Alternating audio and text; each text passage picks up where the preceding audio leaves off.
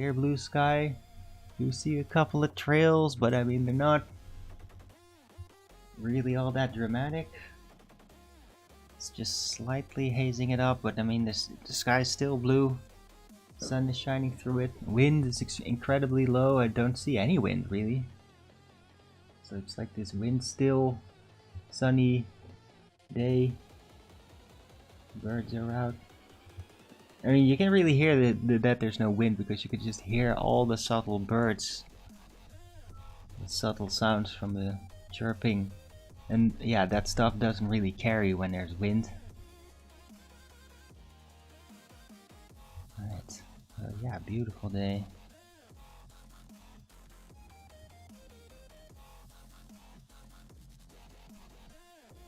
Had a pretty good sleep too. Finally, again. It's been 4 days. I really needed that. Right, anyhow, it is Sunday, the 21st of December 2025.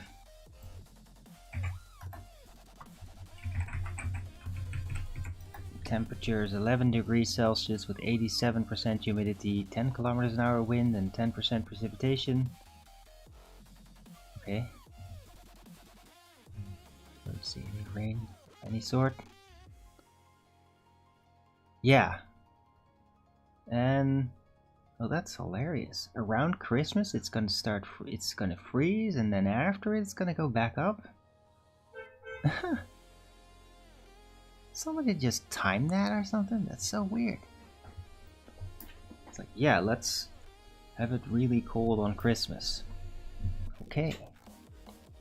But at least, I mean, there's some sunny days to accompany it. That's kind of nice, I guess. So maybe it will be like kind of frosty, but with bright sun accompanying. Yeah, I mean, those are like kind of special.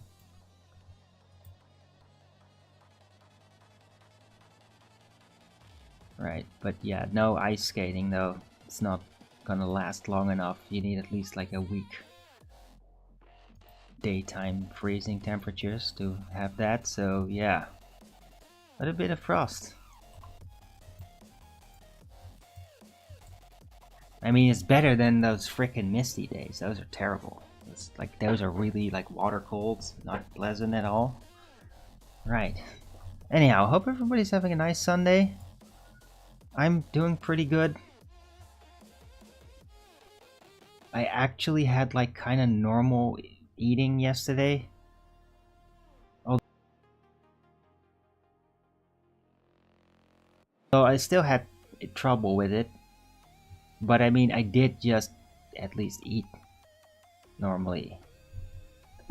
And yeah, hope that that will kind of continue on so that I can just like be strong enough to be somewhat functional for things. Alright.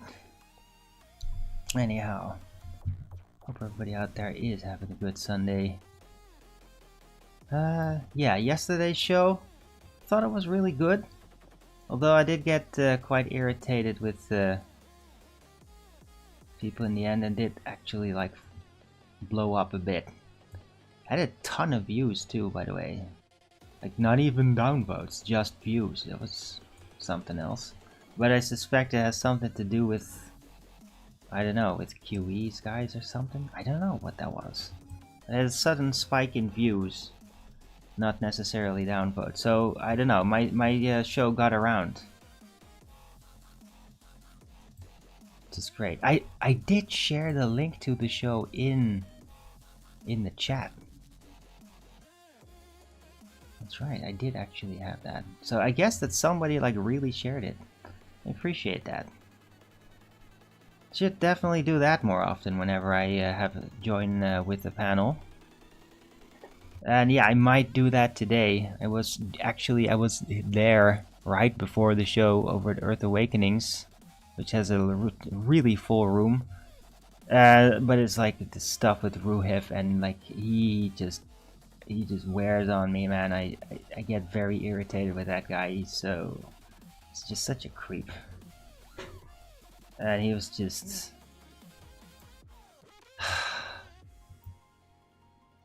Just moving that bar again, right? Basically, we were addressing the celestials, and that it's just, it doesn't make any sense, and like what the moon's doing in its supposed orbit is astronomically unlikely, and the inverse square law of light not applying to the celestial bodies properly. And he literally just like, oh, I got a Wikipedia entry that says that the inverse square law of light doesn't apply to the moon, and it's so sneaky and bullshitty. And it just got on my nerves again.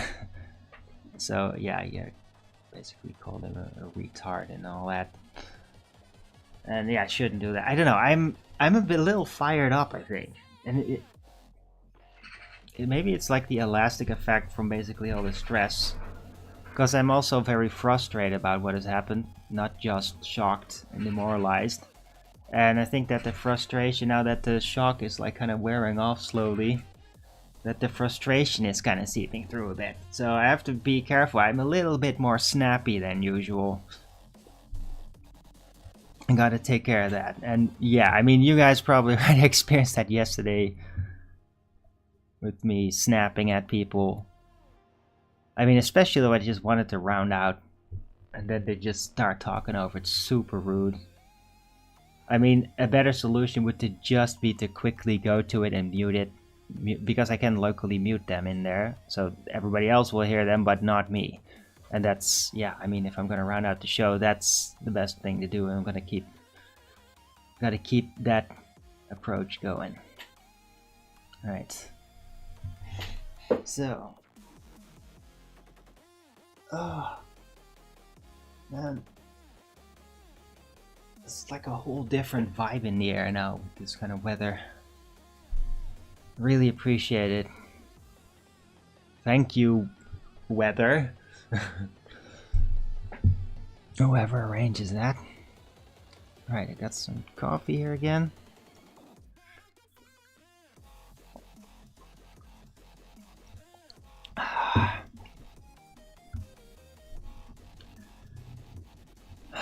Let's see what's going on out there in the world. Oh, no articles there.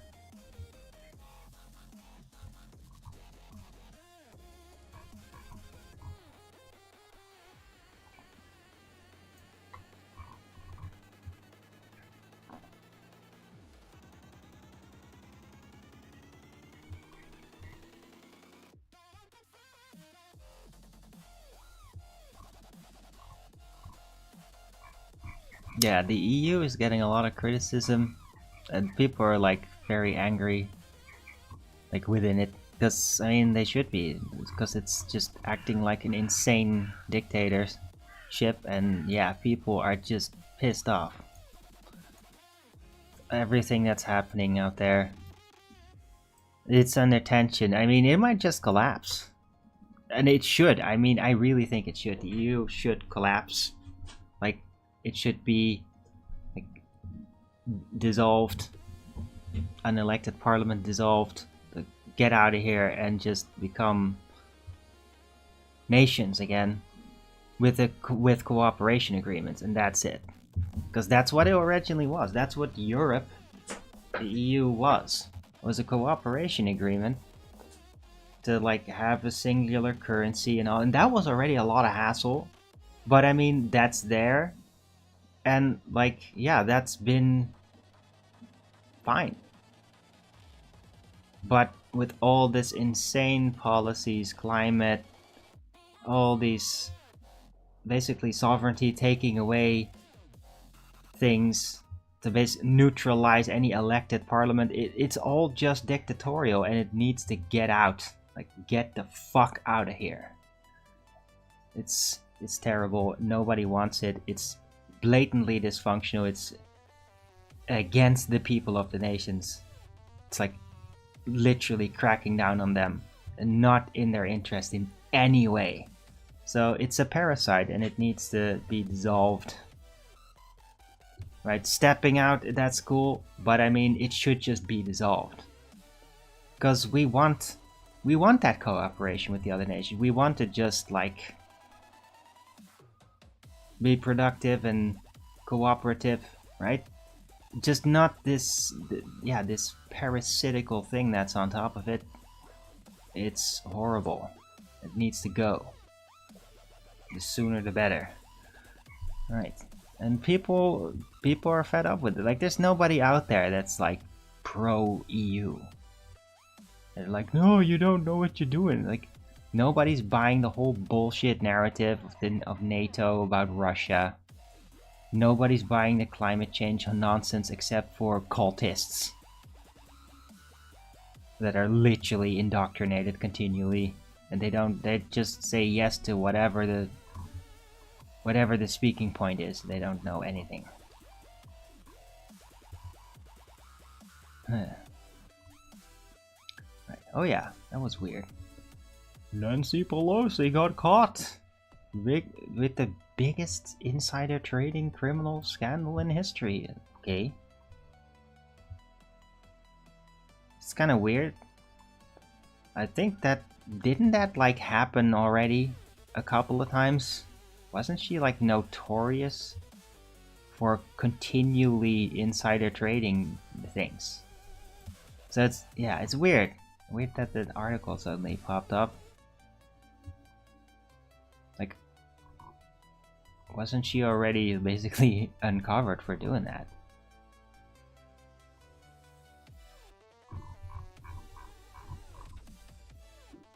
Or maybe it's just a case of like, yeah, now we're bringing it back up on the table because now there's something gonna happen about it. Because I really remember like from years ago that like insights in how she was doing that, and with insider trade, all that.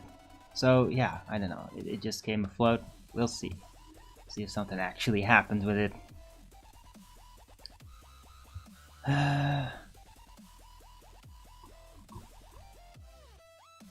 U.S. seizes second Venezuelan oil tanker. Okay.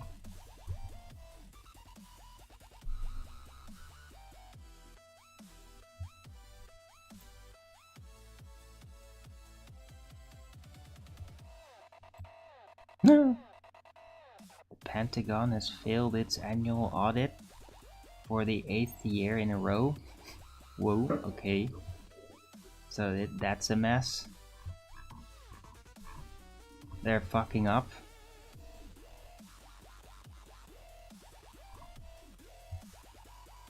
Giant amounts of money missing. Yeah.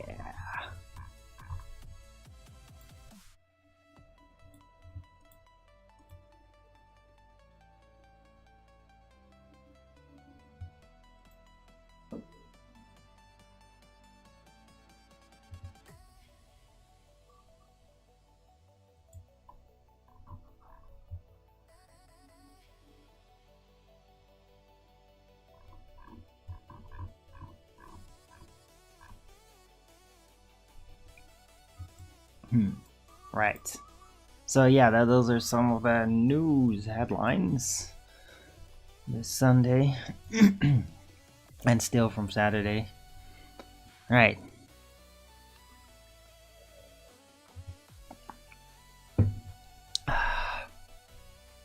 It was overall kind of uneventful. There's no Saturday stream from Alex.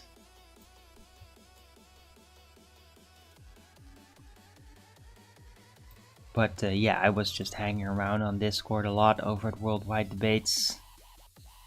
And yeah, just hanging there a lot.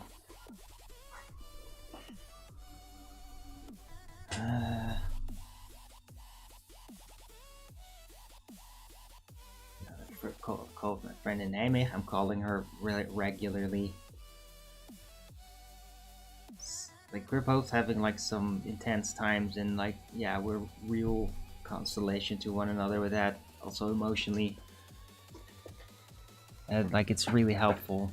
Because I mean, like, I'm going through things that like she has insights on, because like she has friends that have gone through similar processes, so she has like a lot of insight with it, which is like extremely helpful. I mean, thus far, like when I first came to her with that, She basically laid out, oh, this is gonna happen, and that's gonna happen, and that. And, like, she called it 100%. It was just like, whoa. Like, she really knows it. And so it's, and, I mean, she basically said that it's gonna work out, which was, like, incredibly needed to hear that. And I'm still holding on to it. Like, the situation I'm in, it's pretty fucked. But it's wrong. It's wrong. Like, I am in the right with what's going on. That's why I'm like, there's lawyers gonna get involved. And, like, I'm gonna have to rectify. It's gonna take a while. So this month is gonna be tough. But then, when it eventually resolves, I'm probably gonna be put in the right and even, like, compensated.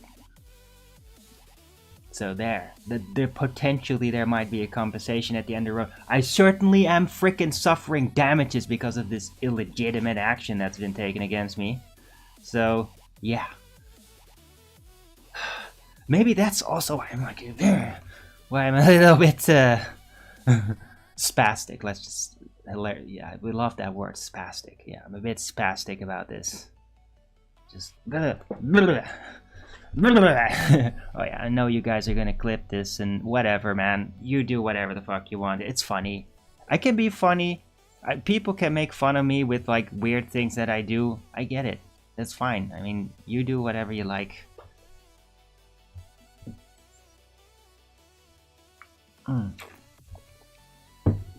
You're gonna do it anyway.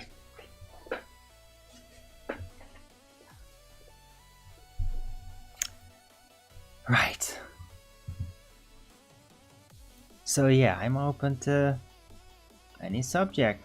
Pretty much any subject. Also some flat earthing. It's, like, funny because, like, recently I'm kind of getting back into, like, flat earth stuff and going up against with the art. I'm back into it. I mean, it goes up and down. Like, I'm doing this show pretty much every day. But, I mean, as I've said many times, doing this for 10 years, I can't freaking talk about flat earth every damn day of my life. It just drives me insane.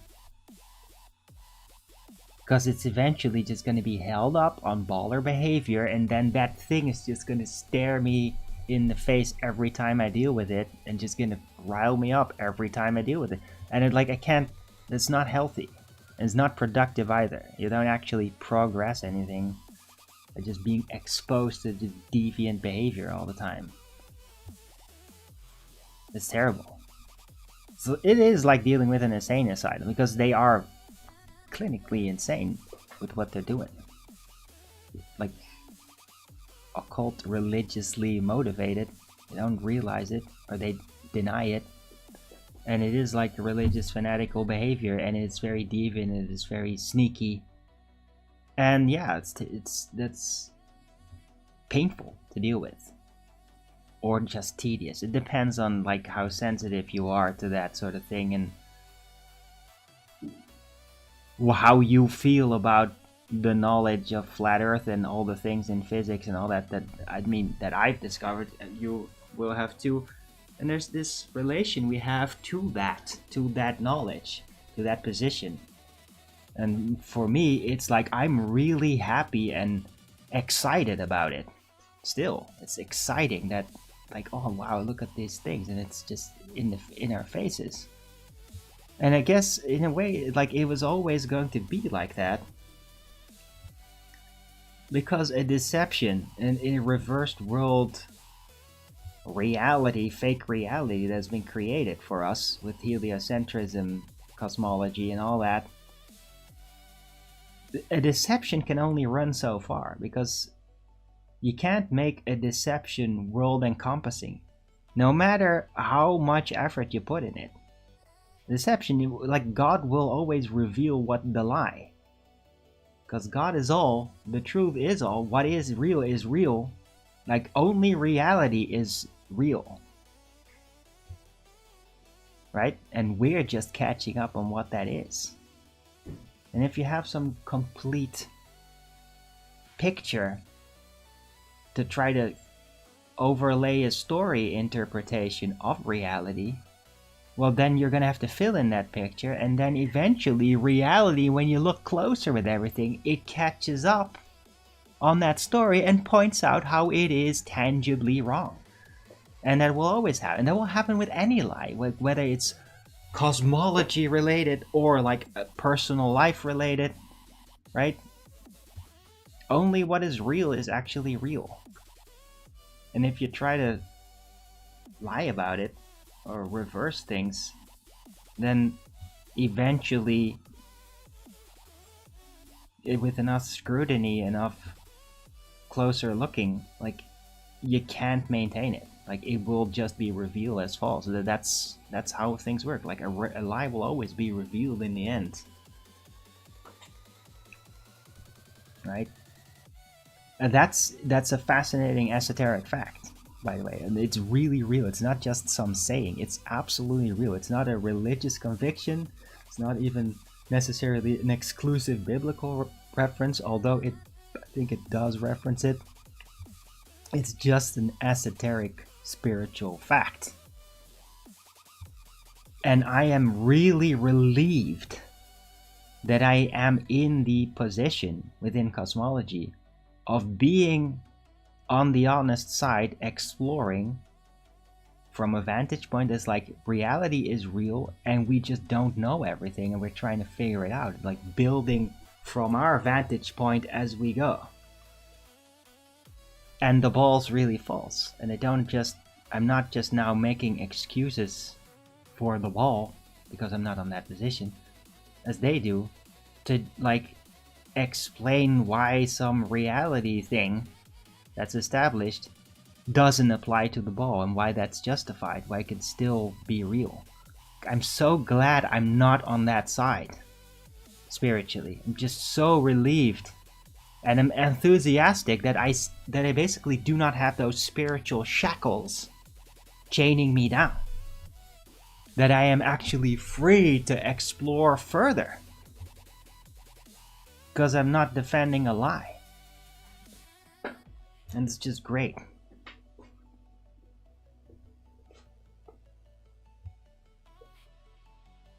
It comes with this enthusiasm, an appreciation of nature and reality, like more detail about it. Just, it's more beautiful that way.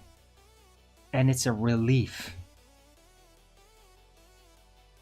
A relief that I'm just not spiritually chained down to defend some man-made icon, some idea that's really nothing more than an idea. And I mean, as an idea, it's amazing. Look at all the storytelling medium options it's given, like all the space stories, science fiction. I mean, it's amazing what the idea of cosmology, space cosmology, has actually provided as a storytelling medium. It's amazing. It's awesome. I am in awe of it. But just because it's awesome doesn't mean it's real, though. Ah, hey, Amanda Young. I like my hair so today. Okay. Yes, it's just loose. Thank you.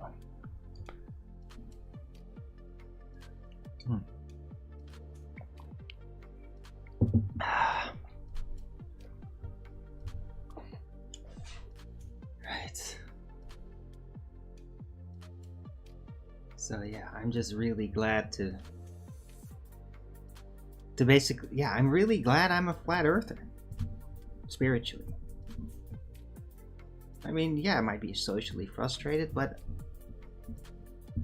I don't want to be part of some system where you could just have these earthly advantages because you're defending lies, because it's like your job some way to do that, to defend lies and like coerce people to submit to it just so they don't have to starve, so they don't have to be isolated and downgraded societally or financially. And yeah, it's tough to not be part of that. But I mean, now that since I already chose the other side, knowing where it would go, I knew there was going to be poverty. I did kind of underestimate how tough it would be, though. But yeah, I mean, challenge is the key in life.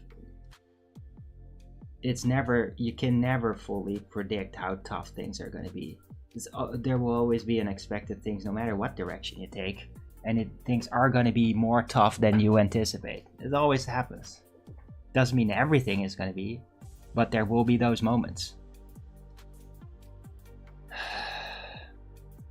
But I'm just really glad that I did choose flat Earth. I'm relieved. I'm not even proud. I'm relieved. I'm relieved that I chose flat Earth. That I chose to do that and to explore and to immediately like reject any pinning down of the model, right? I was like, yeah, flat Earth disk. Okay, that's cool. It's a cool, like I always said this about the flat Earth disk model, right? The standard thing that David Wise uses and Mark Sargent and everybody has an example, and you have these miniatures models at conferences that you could just hold in your hands. And I always said, like, yeah, it's a good assistance for people that have a lot of trouble wrapping in their heads around the concept to understand of how you can look at things differently in order to see it how it can be on a flat Earth. So I was like, yeah, it functions for that, for the transition of the mind. But I always just knew, like, it's not real though. It's not actually that. Reality is way stranger. If you could have any profession in the world, what would you choose? A healer?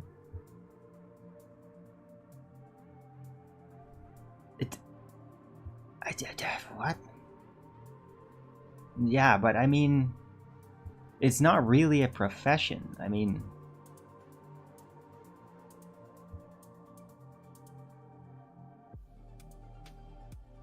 I wanted to, but I mean, the problem with like becoming a professional healer is that you're gonna have some kind of pay system, and I never wanted to use my powers for money.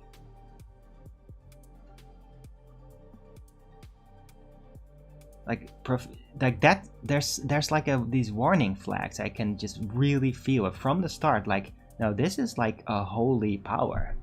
Like my lay on hands, a bit like there's something holy about it. I can't start standard financially exploiting it like that. There's something really bad about that. Because also I'll just end up like probably using my spiritual powers on people that kind of don't deserve it. Or I'll be seduced to basically not give the right advice or something because they want to keep coming and paying me more. And like it's just, yeah, it just feels wrong. Like I just want to do it.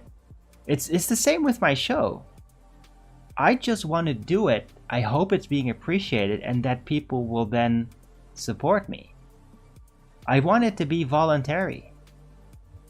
I want everything to be like that. I don't want to just like have paywalls for my abilities like that. It just feels wrong. Right? Whether it is my activity on the internet or using my healing abilities.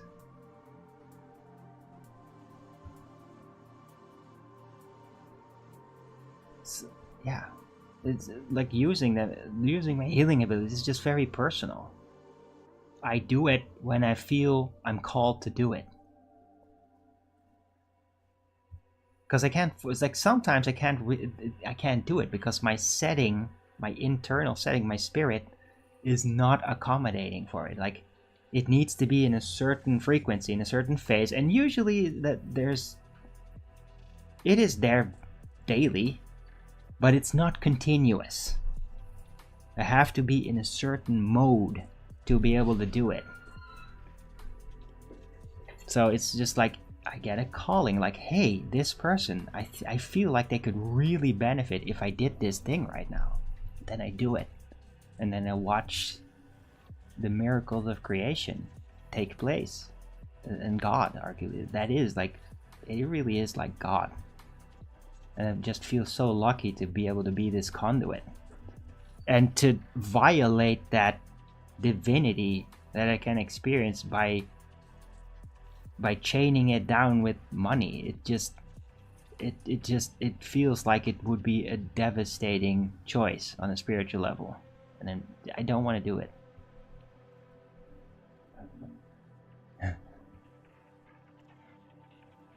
And I don't know how it would, like, maybe at some point on the side. Like, the thing is, if I'd become more popular on social media, you see that happening? And people are like, really like, we want to support you anyway. Then I'd probably just give out healings on the side. Right?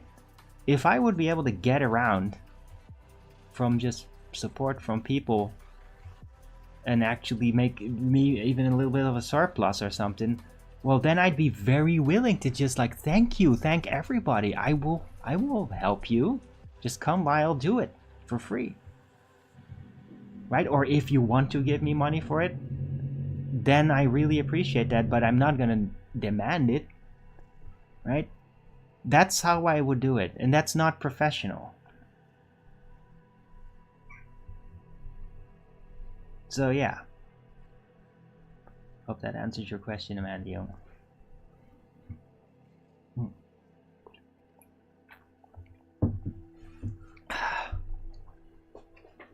Right, and it counts with lay on hands, which is very physical, tangible, and the technique, which is strange and spiritual, but quite palpably effective. I mean, I still can't get over how much it actually works. Every time. Right? I mean, almost everybody can like go to a massage parlor, they're all stuck in that, and then they have a massage, and then, oh, it's so relaxing, and they might sleep while they had trouble with it, they might lose their headache. Then when they go away, they feel completely different. They feel refreshed, right? I mean, everybody's, or most people probably have experienced something like that. Well, the thing is, the technique, which is basically like a prayer in words, saying certain things, directing the spirit towards the other individual, even if they're totally somewhere else, over the phone, yeah? It has tangible results, just as if you walk away from a massage parlor just having had a treatment. It's very palpable what the results are. And I'm just, what? I still can't get over it. Like, it just doesn't fit in like, in the more, I guess, more earthly mechanics. Like, it just, I can't believe it actually works, and it just keeps working, and it's just like, what? Words? What? I'm just astounded. And it really does feel like this is just like how prayers can, and that's why I equivocate it with prayer, which, and I mean, praying can absolutely work. It can like do miracle switches in people. I've seen it. I've undergone it too. But it is of a different nature. Like, the technique is like very mechanical in a way, and prayer is much more personal. And you can't just like, oh, quickly do a prayer to calm me down or something. Like, maybe there are some of that, but I mean, I've never really used it like that before. With the technique, it really is like you're just getting a massage, except it's the spirits. It's the guides that do it, and they can do it at a distance, and it's just like my more materialist oriented mechanics thinking side is just like, how is this even possible? I just can't believe that this is real. Like, to the point where when I do it, and I ask the other person, like my friend in Nijmegen, like, did you feel that? And she's like, yeah, I feel much better and this and that, and like I feel like this and that's changed. I have like weird back of the mind suspicions, like, is she trying to fool me? Because I just can't believe it's real. I just can't believe it's real like that. It's just, what? But it is unbelievable. I just can't believe it's real. And I'm doing it, and I can't believe it's real.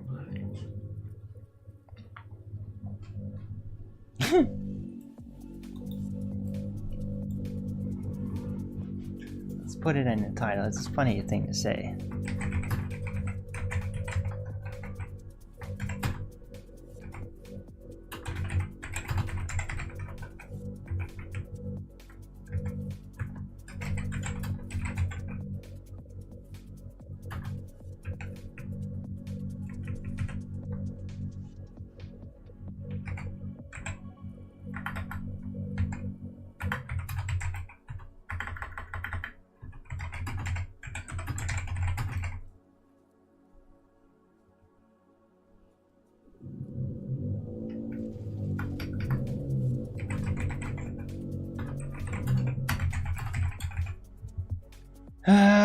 What was I talking about earlier? That was a good...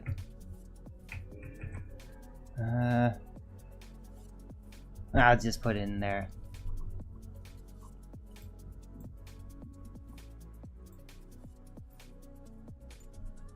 Delivers a happy ending, apparently fascinating. Happy ending, that's kind of gross.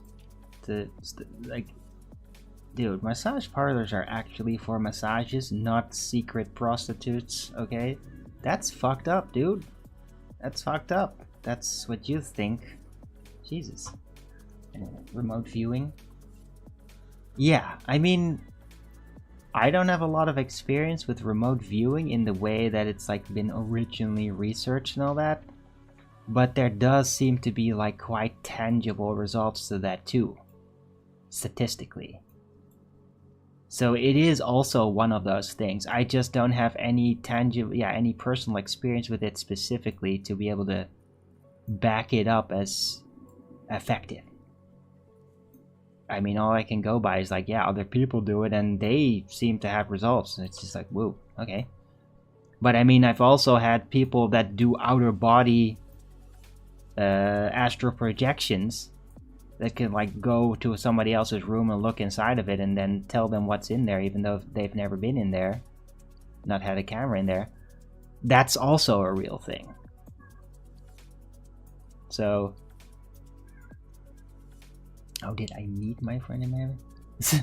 No, not in a vision. No. We met on the way to the goldsmithing school that we both went to. She was with her mother, who was still alive back then, and that's where I met her. And that was like when my mother was basically dying already. And so we met there, and then later we went to that school and we had a relationship for a bit, for like half a year or something. But I mean, I was like doing that with different. I was basically fucking around a bit. Like, I've never really done it that much ever since, because it's not in my nature anyway. I'm very monogamous, but back then I was basically trying out all kinds of girls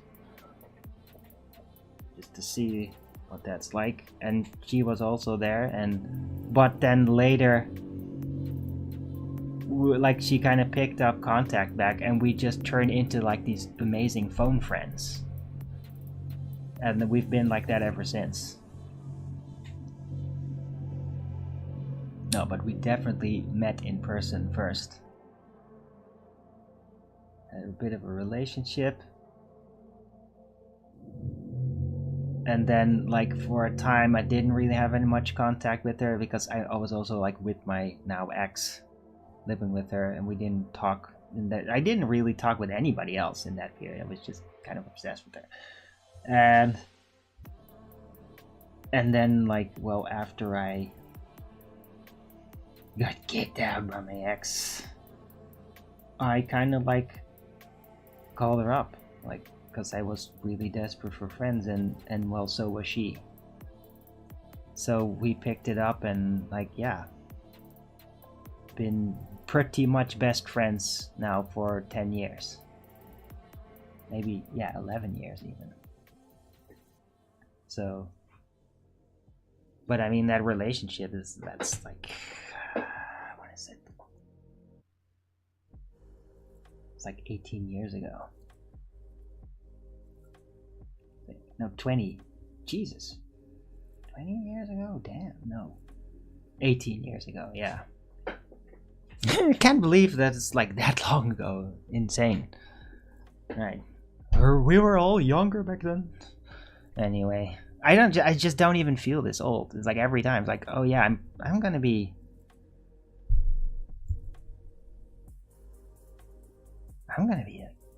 26. I mean 46 in 2 months. It's just like, it doesn't make any sense. Like, this age is nothing like how I imagined I would be. And not just circumstantial, but also like the state of my being. I did not imagine myself to still be looking this good when I was younger. Anyway. Master healer. Yeah, okay. What type of master healer is that?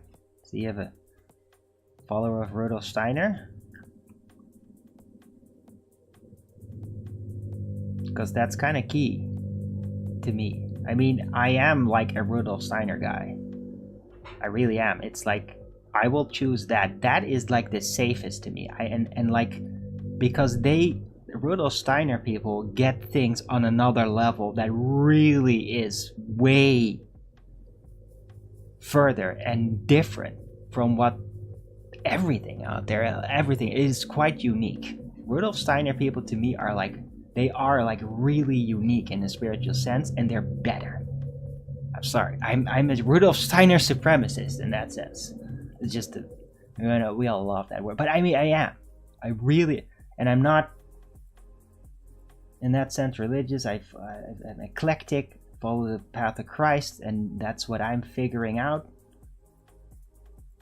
But Rudolf Steiner, like, he just gets it. He just really gets it on the spirit mechanical level, and he was so far, so early. I've never seen anything like that. There's nothing else out there like it,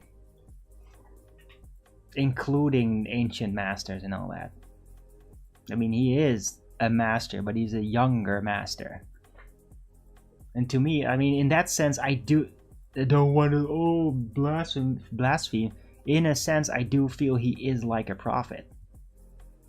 The latest one of the latest ones. Like a game changer. A spiritual game changer. Anyway. Didgeridoo in the background? No, somebody's drilling in the wall.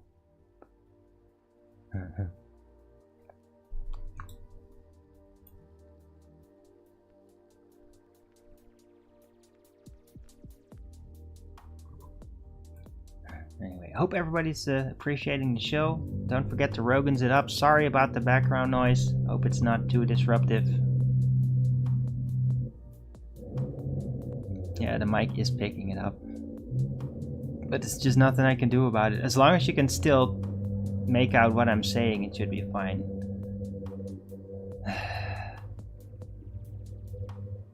Man, it is freaking loud. Hopefully it's not gonna last too long. Anyway, we're 45 minutes in. Hope everybody appreciates the show. Don't forget to Rogan's it up.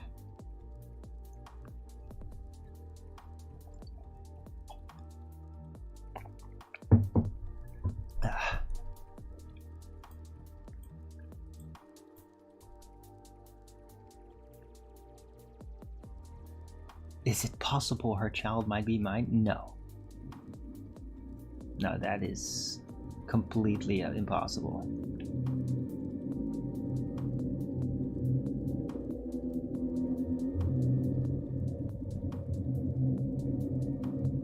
I mean, she got that child like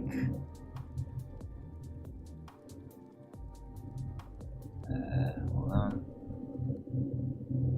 Yeah, that child is now 8. I hadn't seen her for like 7 or 8 years when she got it.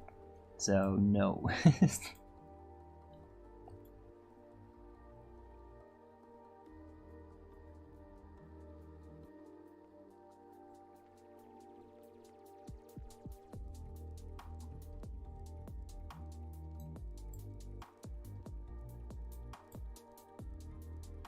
But I mean, she is like pretty special in a spiritual way. So sometimes it almost does feel like I'm her father or something, but it's rather like I'm her godfather or something. We do have a connection in a way. Like she asks about me when I'm just over the phone. Oh, and I, by the way, also apply the technique to her sometimes, and it apparently that really works, which is amazing. So yeah, again, the technique, I can't believe it, but it's real. Anyway.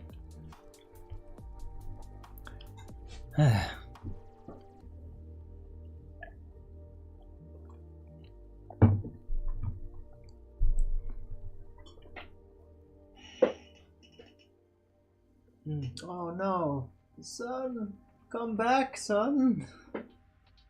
You were so nice.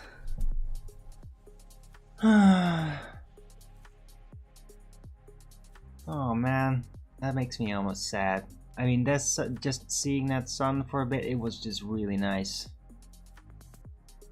But it gets dark so damn early, man. But yeah, I mean, it is the darkest days of the year, so it's like, shouldn't be complaining too much. Think you made a great dad?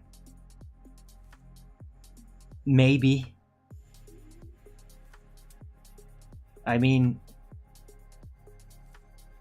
in ways, yes. On the other hand, I'm so freaking sensitive, man. So it's like, I would still be susceptible to manipulation and mistakes despite everything. But I guess that all dads have that. I don't know. I mean, I'm certainly not lacking in qualities to be able to do it.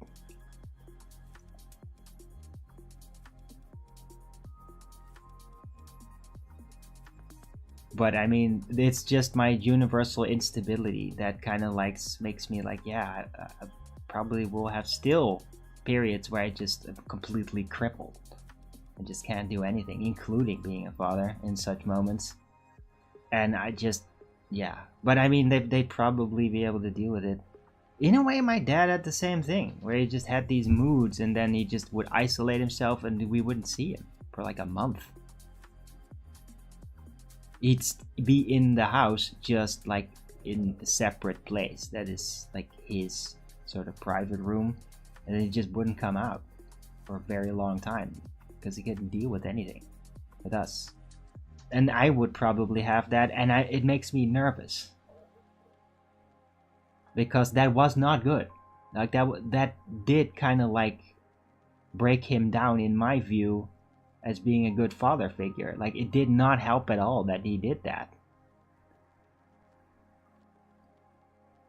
And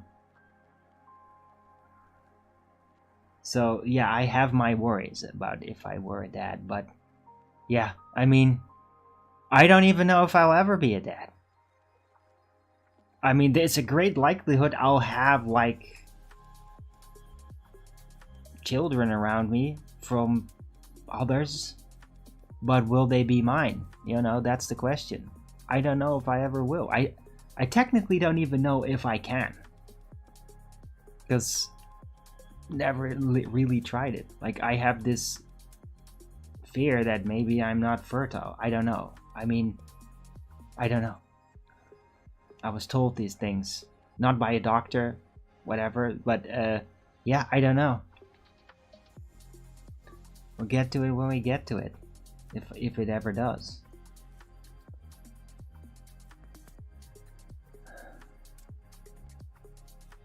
That's why I also appreciate it if people would not be pushy about it. And it's like, oh, if you found a girlfriend yet, dude, just stop. Like, there's no point. Like, just, I can't hurry it. I can't do it.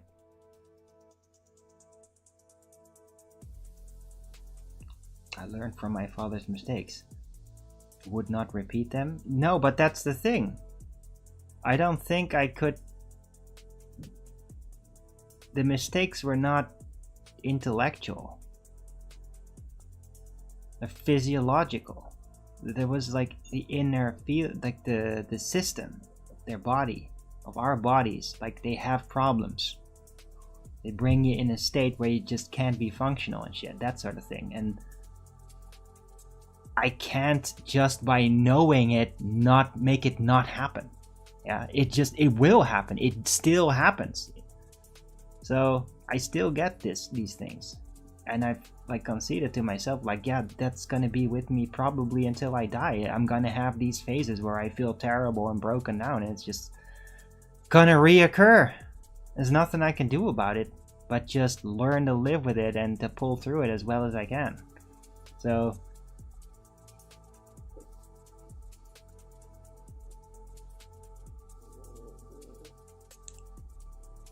one thing maybe is that if my dad was kind of selfish with how he dealt with it.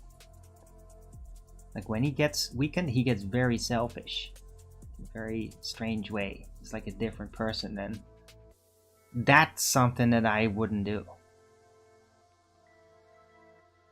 But that's because it just doesn't work like that with me. With me, I just become more fragile, more emotionally explosive. But I don't become like super selfish. So it's already different. It's not because I learned to do that. It's just because it works differently with me. The cycle. So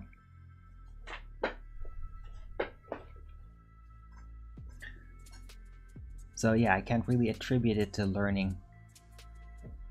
But I mean, I have learned from it though.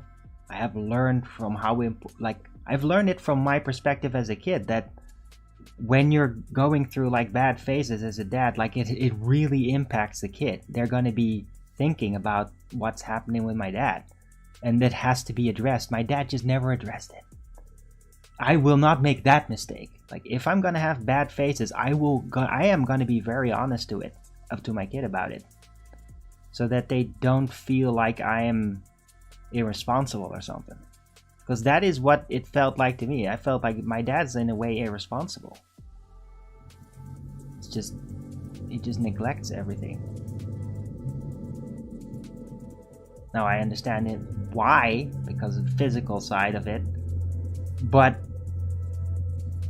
yeah, I mean, it still had its negative impact. And I don't want to have that happen if I ever become a dad. Like, I will make sure that my kid will just understand what I'm going through, and that they'll be able to accept it and work with it instead of just having to avoid it. Right, anyway. So yeah, I guess in that sense, I will learn from my father's mistakes.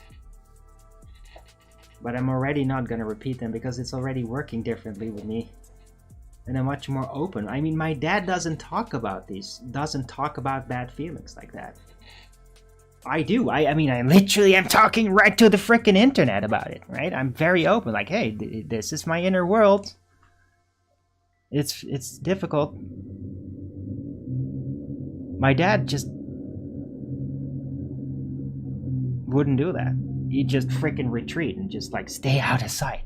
That was his response. He wouldn't talk about it. He couldn't. He couldn't even talk about it with a freaking therapist. Or barely. And he had always had this massive distrust.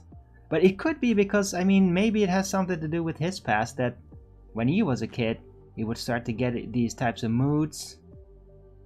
And then probably his parents were very punishing to him about it. They would punish him. So maybe that he developed like a paranoid, like, I'm not safe when I'm like this. Because he got punished while being like that. And now he never punished me for being in that mood. So he learned from his parents' mistakes in that sense. But he still would be completely closed off and kind of paranoid. And I guess that I'm learning from my dad to not do that. To take the next step out of the trauma. Daddy's daddy wasn't there. Yeah, but my grandfather that I barely knew from my dad's side was not a great dad. He was kind of physically abusive a bit. He was very aggressive and distant. He had issues.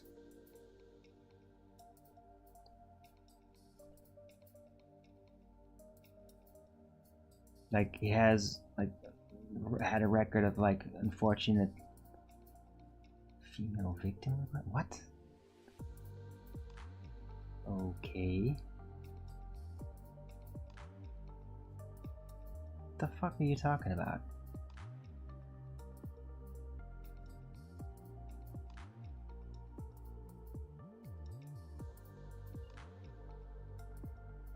Yeah.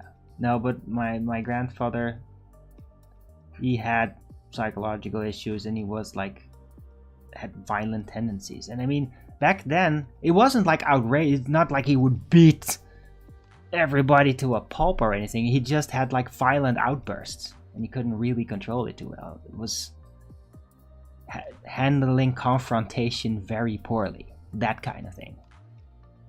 Oversensitive, handling confrontation terribly, violent outbursts as a response. I mean, it's a very typical pattern. But yeah, my dad was never violent. He was still closed off. And now I am not violent, and I'm open. So, I mean, 2 generations, I basically completely reversed that pattern. So, hey, there's that. Now all I need to do is pass it on to my kids if I ever get to that. Or maybe I will not, and it will end here. I don't know.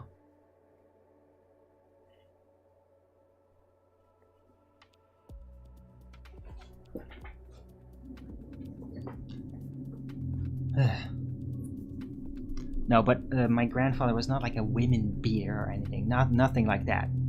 It wasn't like seeking a scapegoat. It wasn't like sadistic like that. It just getting stressed out and then having violent outbursts, like breaking shit all of a sudden because he couldn't handle it, like that. That's not same as like beating up people like a sadistic bully. Nothing like that.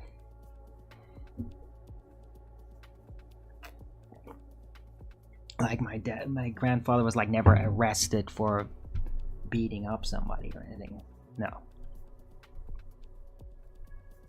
But I mean, just those violent outbursts are very traumatic. So, especially to a really little kid, just being in the presence of it is traumatic. That's just a fact.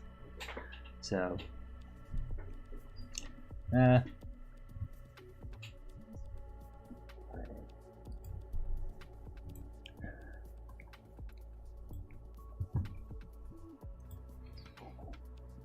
I can't believe it's already an hour in. Hey, the sun is back. Yahoo! I thought it was gone under. I guess it was just behind a cloud for a bit. It's still there. Awesome. Look at this. The sun. The sun. Yay.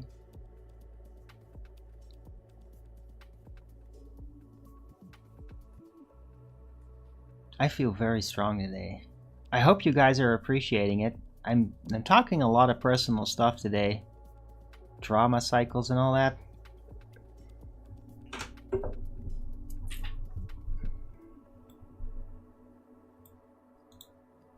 I'm actually gonna put that in the title. I mean, this is the first time I'm laying it down as a pattern like this. It's interesting as I'm working through it.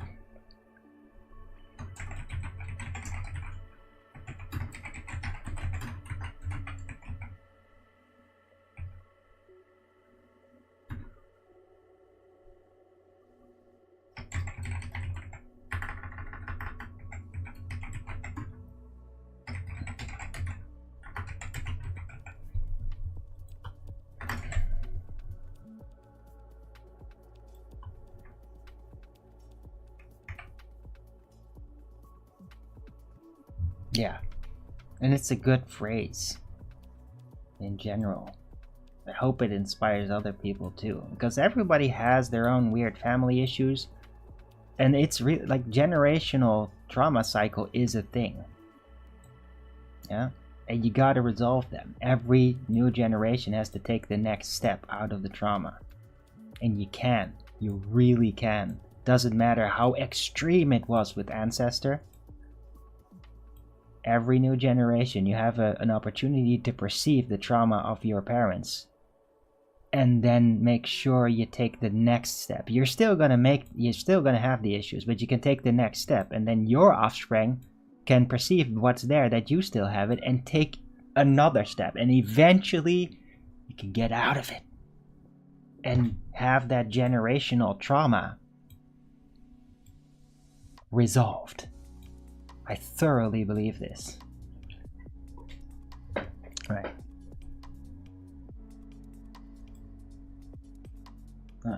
Happy solstice? Yes.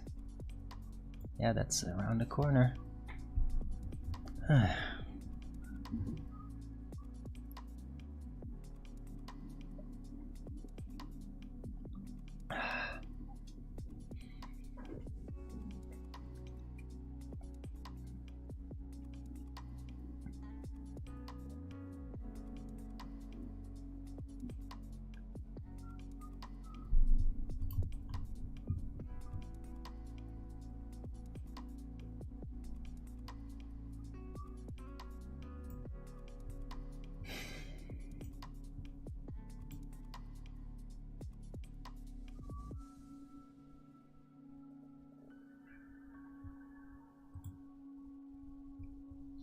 Right.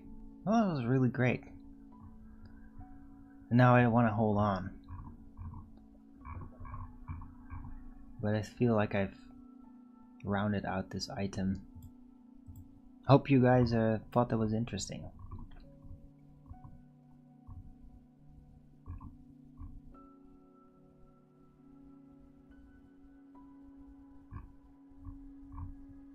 Don't forget to Rogan's it up if you're liking it.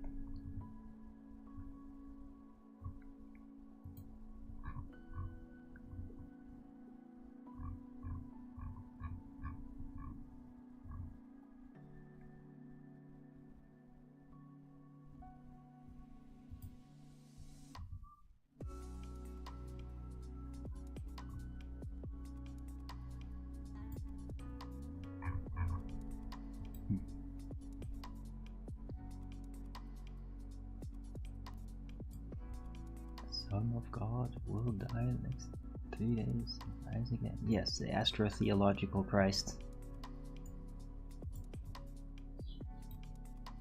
Indeed.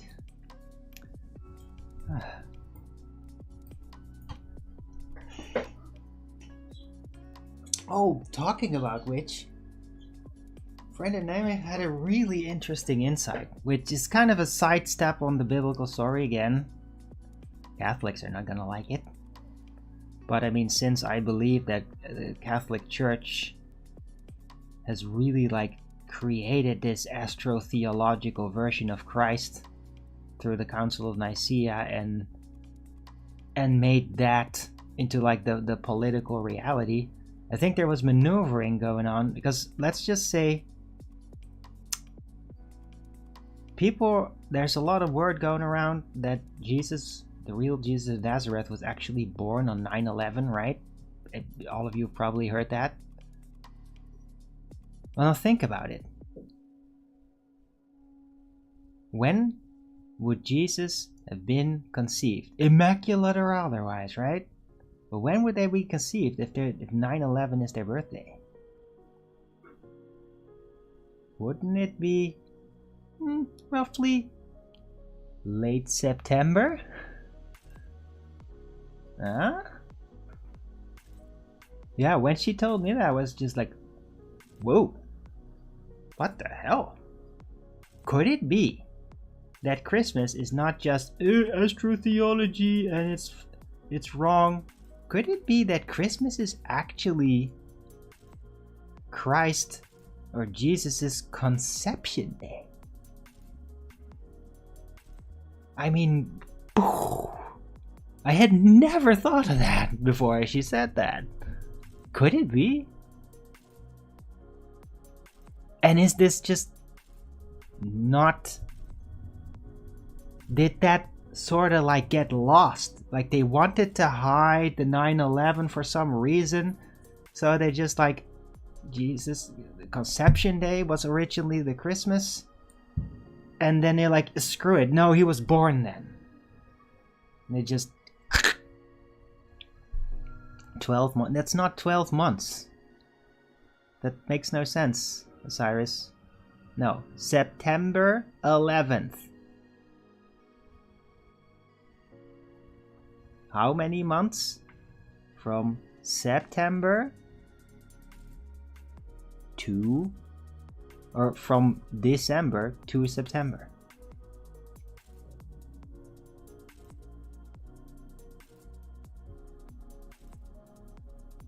You think not? Okay, well, yeah, that's called a hand-width dismissal, but fine, whatever, you don't have to think anything.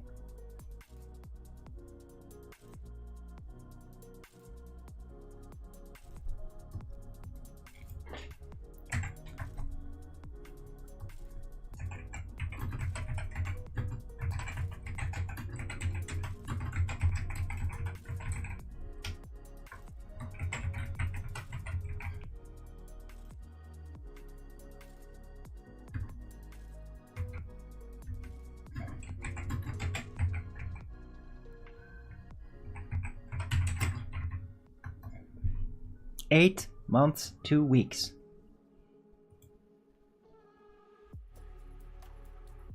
September to... Oh, okay. Yeah, but I mean from December to September.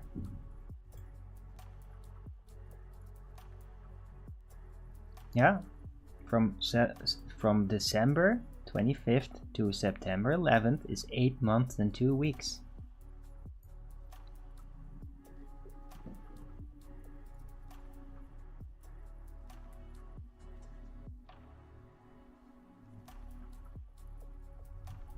Okay, it's an idea. I'd never thought of that before.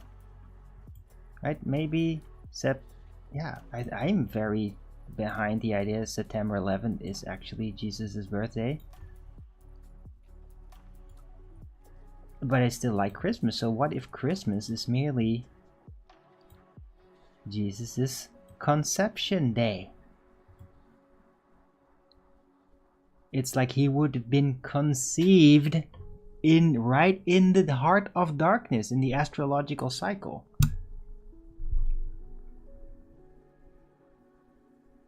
Ten lunar cycles. Yeah, well, maybe it, I don't know, was less. I mean, it's not completely outrageous. Yeah, it's a bit short, sure.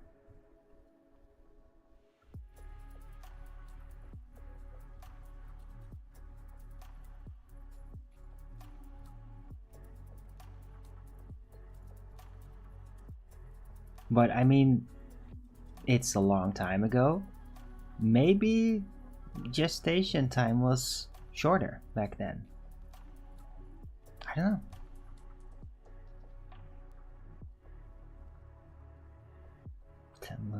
Wasn't it like 9?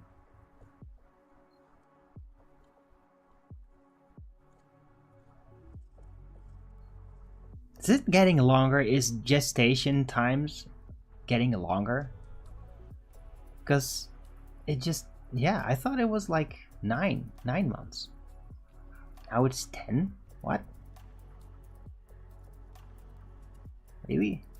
I'm not sure about that. But I mean, yeah, I mean, if it's getting longer, well, then it's probably was shorter way back. So, I mean, I don't think it's an outrageous theory just because it might be off with how long it takes officially. I mean, yeah, it's not like they're always going to be born dead if it's only 8 months premature. But yeah, maybe not so premature. I mean, it's not that premature. Come on.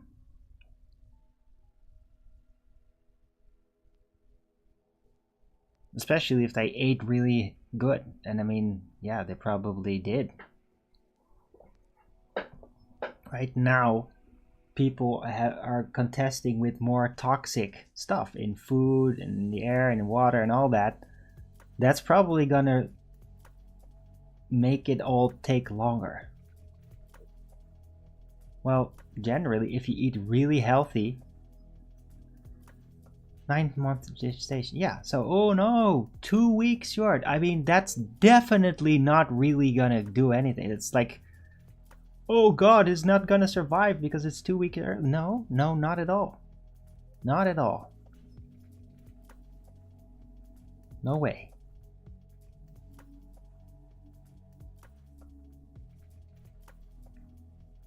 Right, if it was like a month or 2 months early, yes, now you have risks. It's 2 weeks under 9 months. So yeah, I think it's very plausible, really. And I mean, it makes more sense than just a whole astrotheological thing that is, no, it's just the astrotheology is nothing about it's actually a reference to anything real.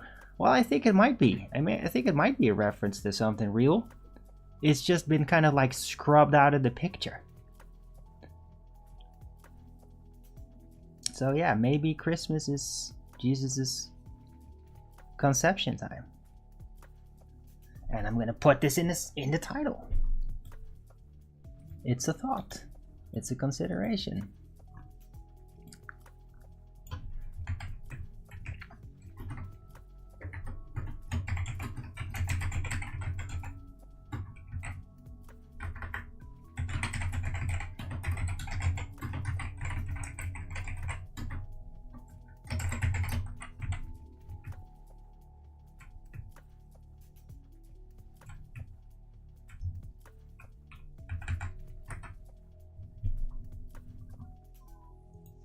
Right, long title today, but I mean, I feel very inspired. I hope you all appreciate it.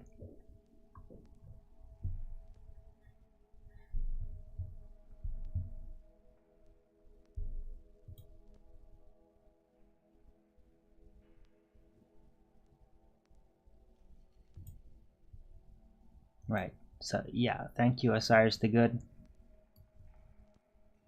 But you're not a woman. That has nothing to do with it.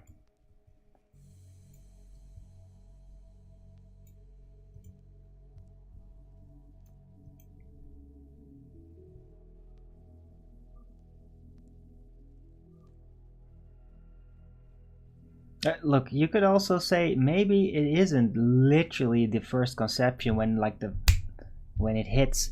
Maybe that Christmas is the day when she found out she was pregnant, which could be like a couple of weeks later. It's like, or when Jesus' spirit for the first time set seat in the fetus, something like that. I mean, hey, dude, this is a new idea, basically. I mean, yeah, you could interpret it different, or you could just say, no, this is wrong. Okay, fine, whatever. That is wrong. Okay.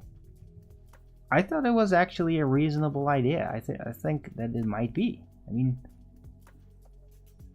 it's not like, oh, Jesus, he just boop got in there and immediately got birth. I mean, that doesn't make any damn sense, right? It's had to have this grow time. So when did that start?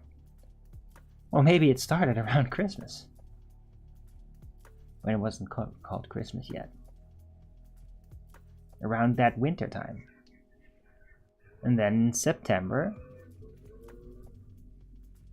he was born. Yeah, I just think it's very reasonable. that it would have happened like that.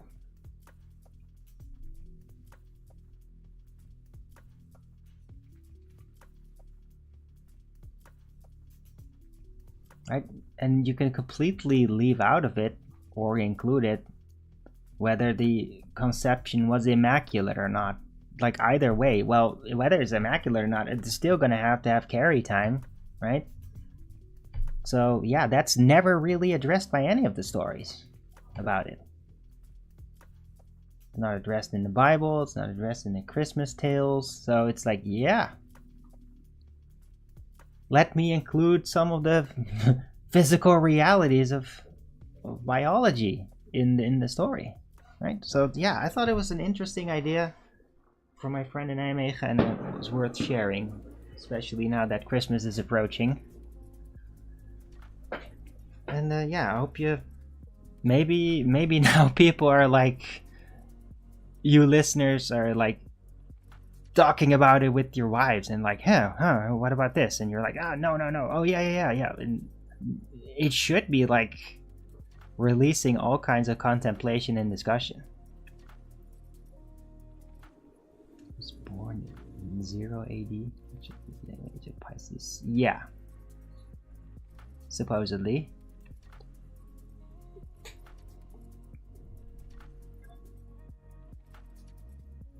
I mean, it wasn't called 0 AD. The calendar was made based on him later.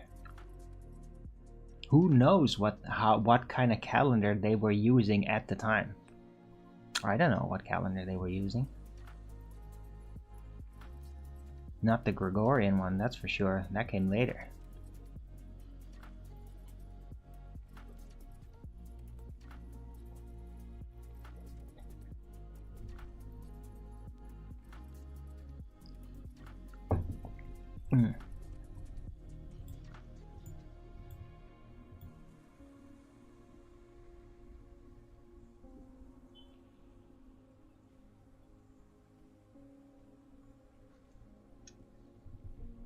So yeah, I really hope to tantillate some thought, as I like to do. Yeah, that's what I do. It's like a new conception, a new idea, and it is new, because I mean, other people get new ideas too. And then you're like, oh, Benjamin's like really new ideas sometimes, and then sometimes really appreciate. But I get my own through my sources. Sometimes I'm the one, sometimes my friend in Nijmegen has just really interesting insights that it just like, what? Whoa. Because she is really smart.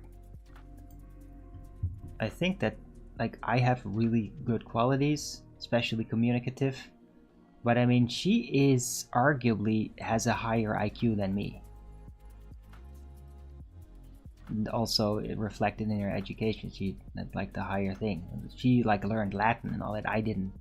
So like, yeah, my friend in Nijmegen is technically more intelligent than I am.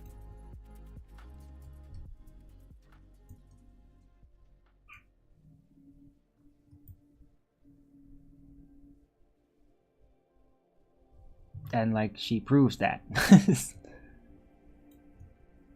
And still is not like but it's like she is really intelligent, but thank God she's like not freaking feminist like that. She really understands how important it is with men that they're not, they don't feel humiliated and sorts. She don't put them down. She really understands that, and it's, well, that's good for her, because I mean, yeah. But she is like really smart and has a lot of feelings, and like we share that. Just is very intense person, just like me, and we are like socially, emotionally compatible. Like we can really like help each other out in ways that other people can't. Like I have a connection with her that I've never experienced with anybody else to that level, where I have like an emotional trust that is really profound. Like other people won't understand, like, why can't we have that connection? Yeah, because we just, it's not that compatible. With us, it is. Anyway.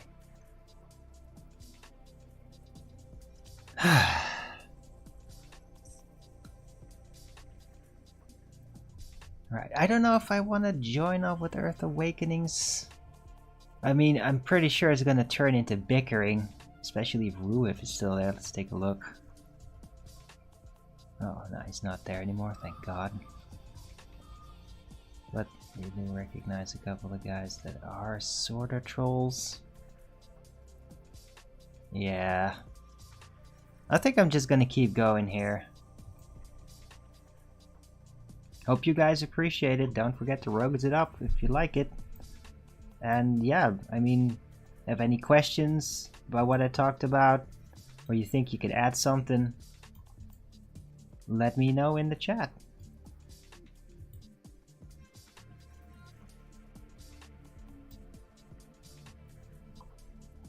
And I kind of want to take a smoke break before all the sunlight's gone. So I'm gonna take a 2-minute break first, and I'll be right back. Hope you're liking it. Don't Rogan's it up if you do. Be right back.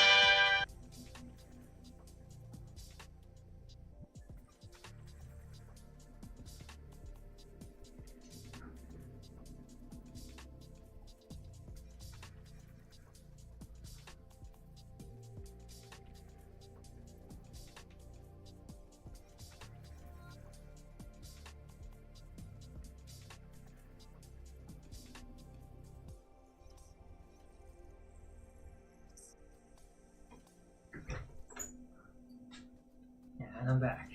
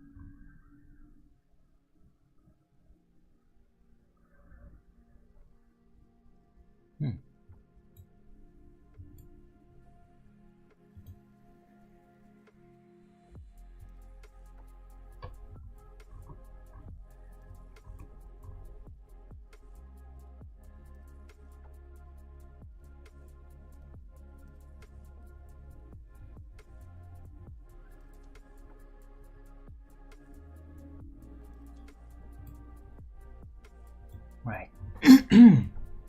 Yeah, hope everybody appreciates the show. I think it's been great. I mean, I definitely deserve like a couple of Rogans up for this. So there's like overall, basically 3 good subjects that I've treated, right? With some practical things that I can do about my my lineage, or not my ancestors, and like generational trauma, and then like a new concept about Christmas, like a consideration. Like, yeah, it's been a really productive show in that sense, and I hope that will reflect itself on the Rogans and like spread around. Like, I hope that other people will be like, hey, let's look into this. Could Christmas actually be Jesus' conception day? I mean, I don't think it's an unreasonable thought at all.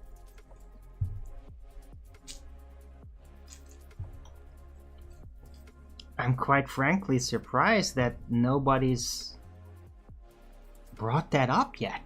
Like, that's the part that surprises me. Like, how could that have not been brought up? How could nobody have thought of that before, to the point where it's like they wrote a book about it, or some news article or something about it? I never heard of it before. Like, how come? How is that possible? How strange.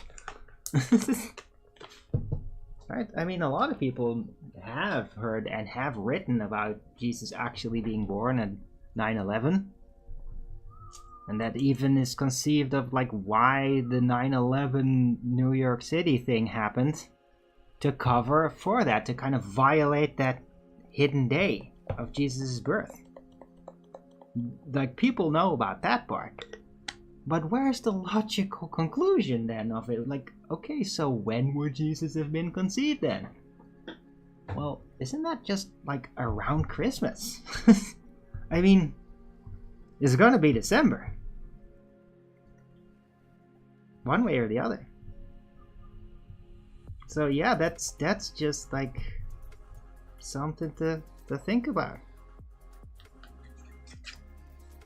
I was really impressed by it.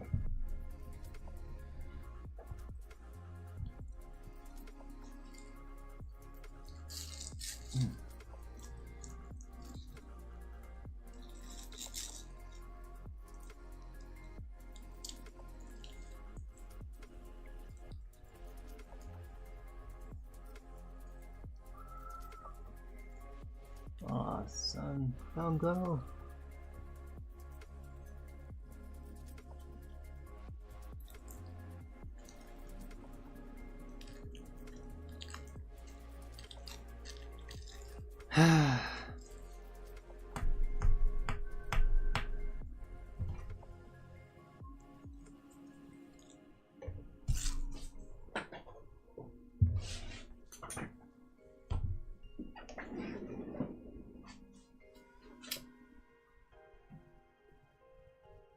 Right, I'll be right around the corner, don't go anywhere. And yeah, let me know in the chat what your thoughts are, and maybe you got something to share. Anyway, I'm right here.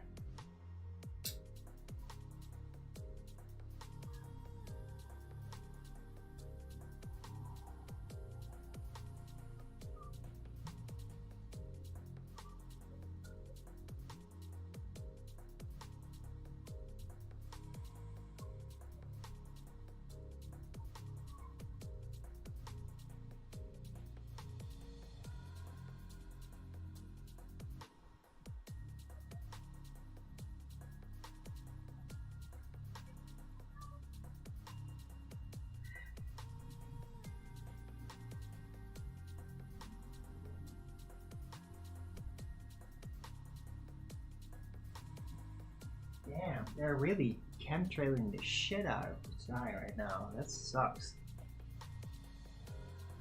I don't like that. Yeah.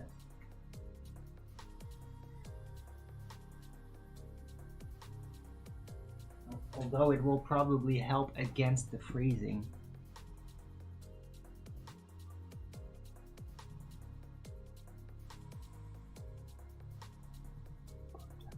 way! Oh wow, Amanda Young, thanks. Thanks for. Where did you get that?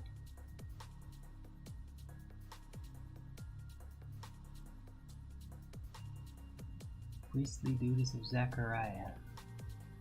That's interesting.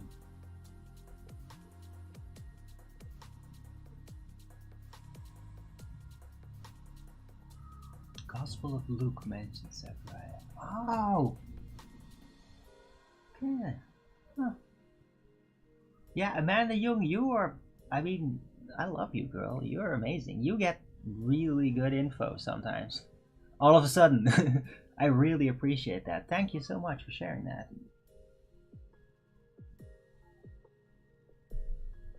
I'm gonna put your comment on the screen.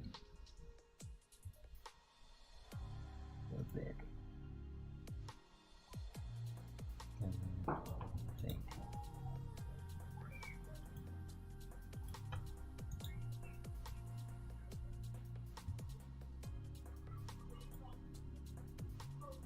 All right.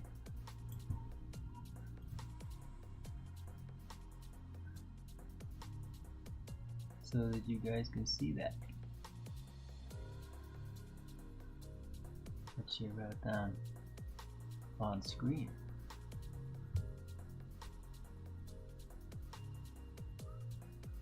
Great comment, thank you for that. So yeah, see, it's...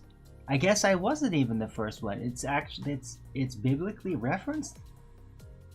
But how weird then, right? Because I mean, modern Christmas says, no, he's born on Christmas. Well, but apparently in the Bible there are contradicting statements. There are contradicting writings to that. Huh. I wasn't even all that aware.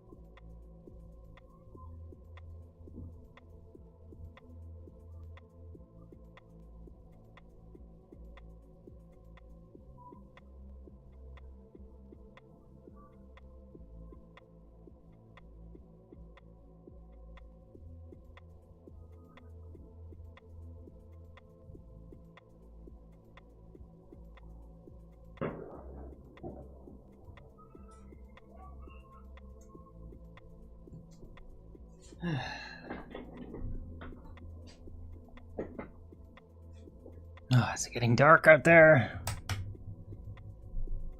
Yeah, it's almost 4 o'clock, so yeah. At 4:30, it's gonna be almost dark.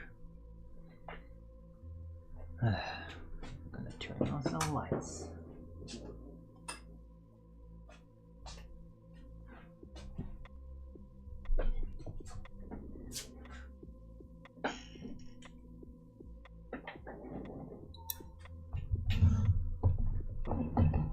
Chemtrails are bad for you.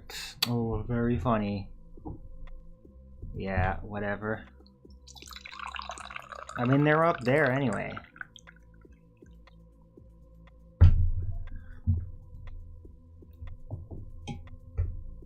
I mean, it's pretty much gonna come down at night, not right now. It's not like they just fall down like they're rocks. So,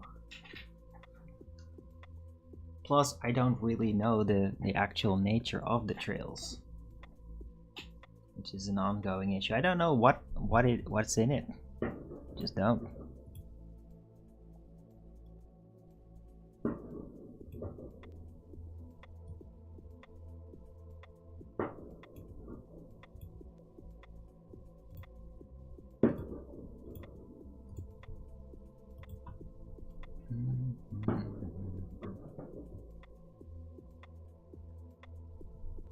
Okay, let's see. What's going on at Earth Away? Oh, well, the white debates, some people in.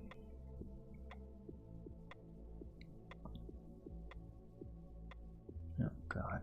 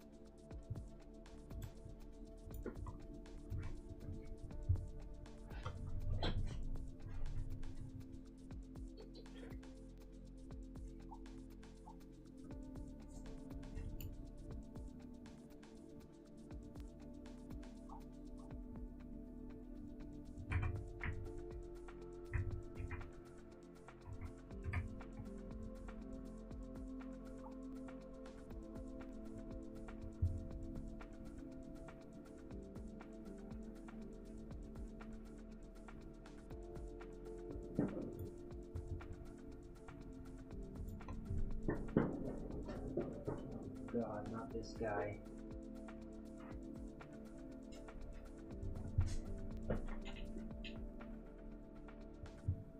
Right. So what do you guys think? Should I join up with like Earth Awakenings? Shall I just keep the show like this and round it out?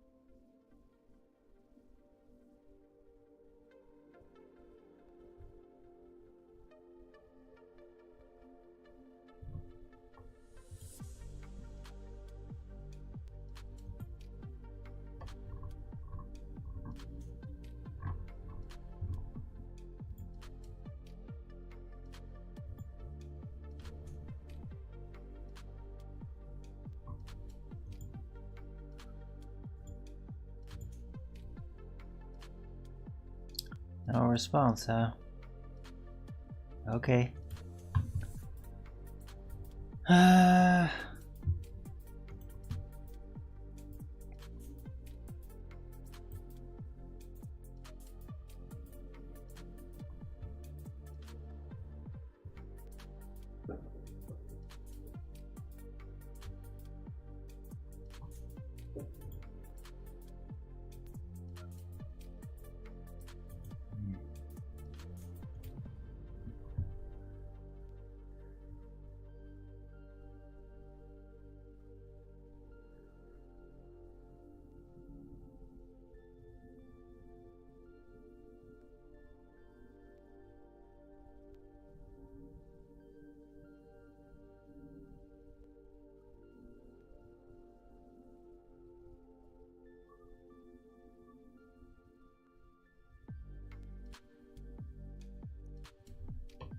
Right, I'm just gonna take a look.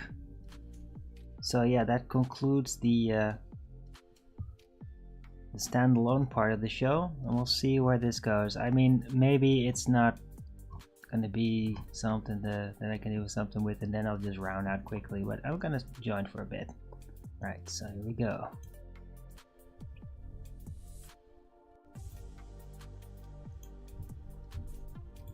Come on, democracy, don't die on me, dude.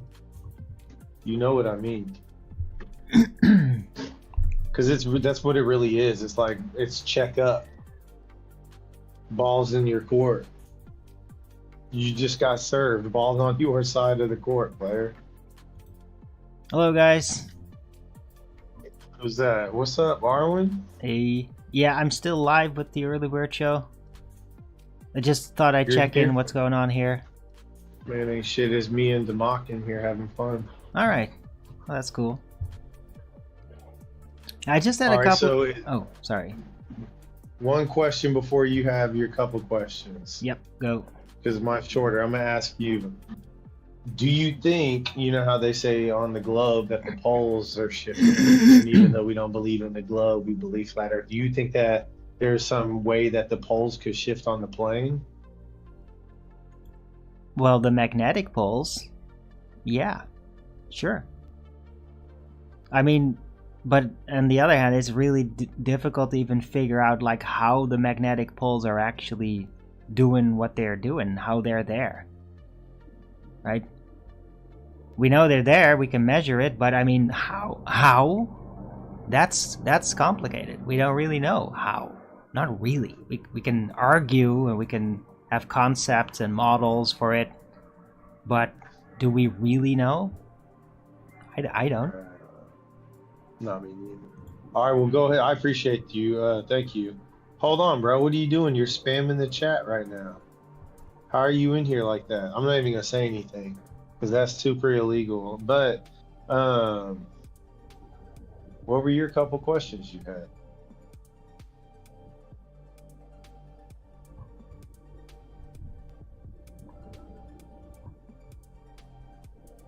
Are you talking to the live chat? Live stream text? No, you said you had a couple questions, and then I rudely cut you off and interjected my one dumb question about poles on a plane. Oh, okay. No, it was about another subject. Actually pertains to Christmas, right? Oh god, we got the fake Arwen in here again. Moderator. Any moderators here? Oh. Now we've got this fake Arwen account is getting in the panel every time I do this. Anyway, yeah, about Christmas, right? So we all get to hear through like regular celebrations that supposedly Christmas is Jesus's birthday, right? But then there's also the story that is actually on 9/11. There's this whole thing about that I learned like decades ago, that it's actually really September 11. That's also part of the reason why the 9/11 in New York basically happened, to muddy it, to cover over it, to have that associated with that traumatic event instead of Jesus' birthday. Like I learned that tons, like decades ago. Yeah, they said never forget. Right. So then I thought, okay, so if Christmas isn't really Jesus' birthday, you could argue, okay, it's because of the astrotheology, the dark days, right? 3 days and all that. But then I was thinking, okay, so if Jesus was born on September 11, when would he have been conceived? Right? Because, I mean, whether it was immaculate or not, there would have been a gestation time, right? Which is generally known as like roughly 9 months. So what if Jesus New was Year, our New Year's basically, or our Christmas. Real exactly? close. Yeah. So was Jesus actually conceived on Christmas? Not born, but conceived. It suddenly like whoa. That fits. And apparently there's even sort of like scriptural references to this through Well, the priestly duties of Zechariah. References this apparently in the Gospel of Luke. I guess if you study the details also of the three magi that go to see him, according to like the details of where they slept and what was going on, there's a good indication that it wasn't the time of year that they are telling us it was, and that it was a little bit earlier.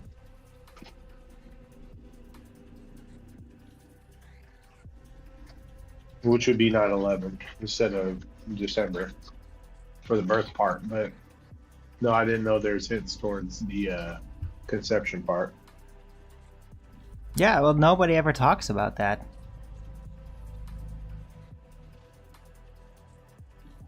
So yeah, I thought that was pretty remarkable. Just an insight. So it's not like, oh, it's, Christmas is just a false day, it's all false, it's just astrotheology. No, it also makes sense because if Jesus was conceived on Christmas, that means he would have been conceived in the darkest days, which is very like symbolic, right? The greatest light emerging from the darkest times. This is like, it actually fits logically too, spiritually.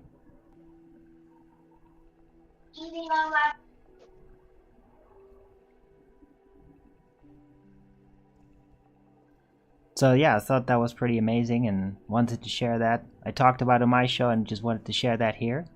And I don't know, hear out your thoughts. Or anybody else in here that's not an obvious troll.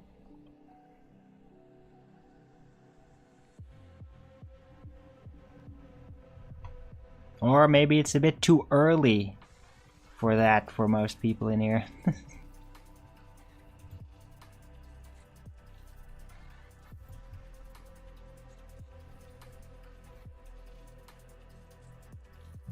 I don't know. They sound scared. They do? I mean, I'm not really hearing anything. Nobody's saying anything but you and me.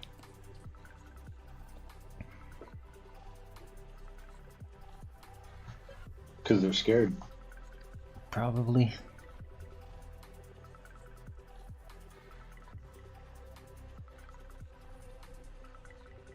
I'm just glad that Ruif is gone off, because that guy irritates me.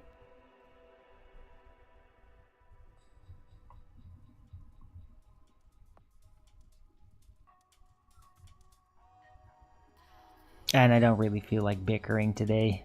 Not on my show anyway. I want my show to be a real Sunday show and really peaceful, and so yeah, this is good.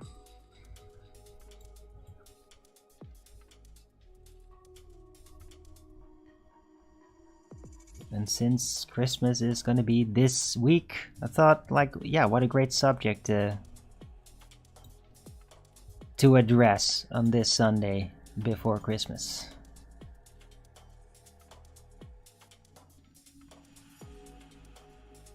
Right, because this way you don't just have to think of Christmas as, oh, it's all this fake commercial holiday and it came out of the lies of the Catholic Church.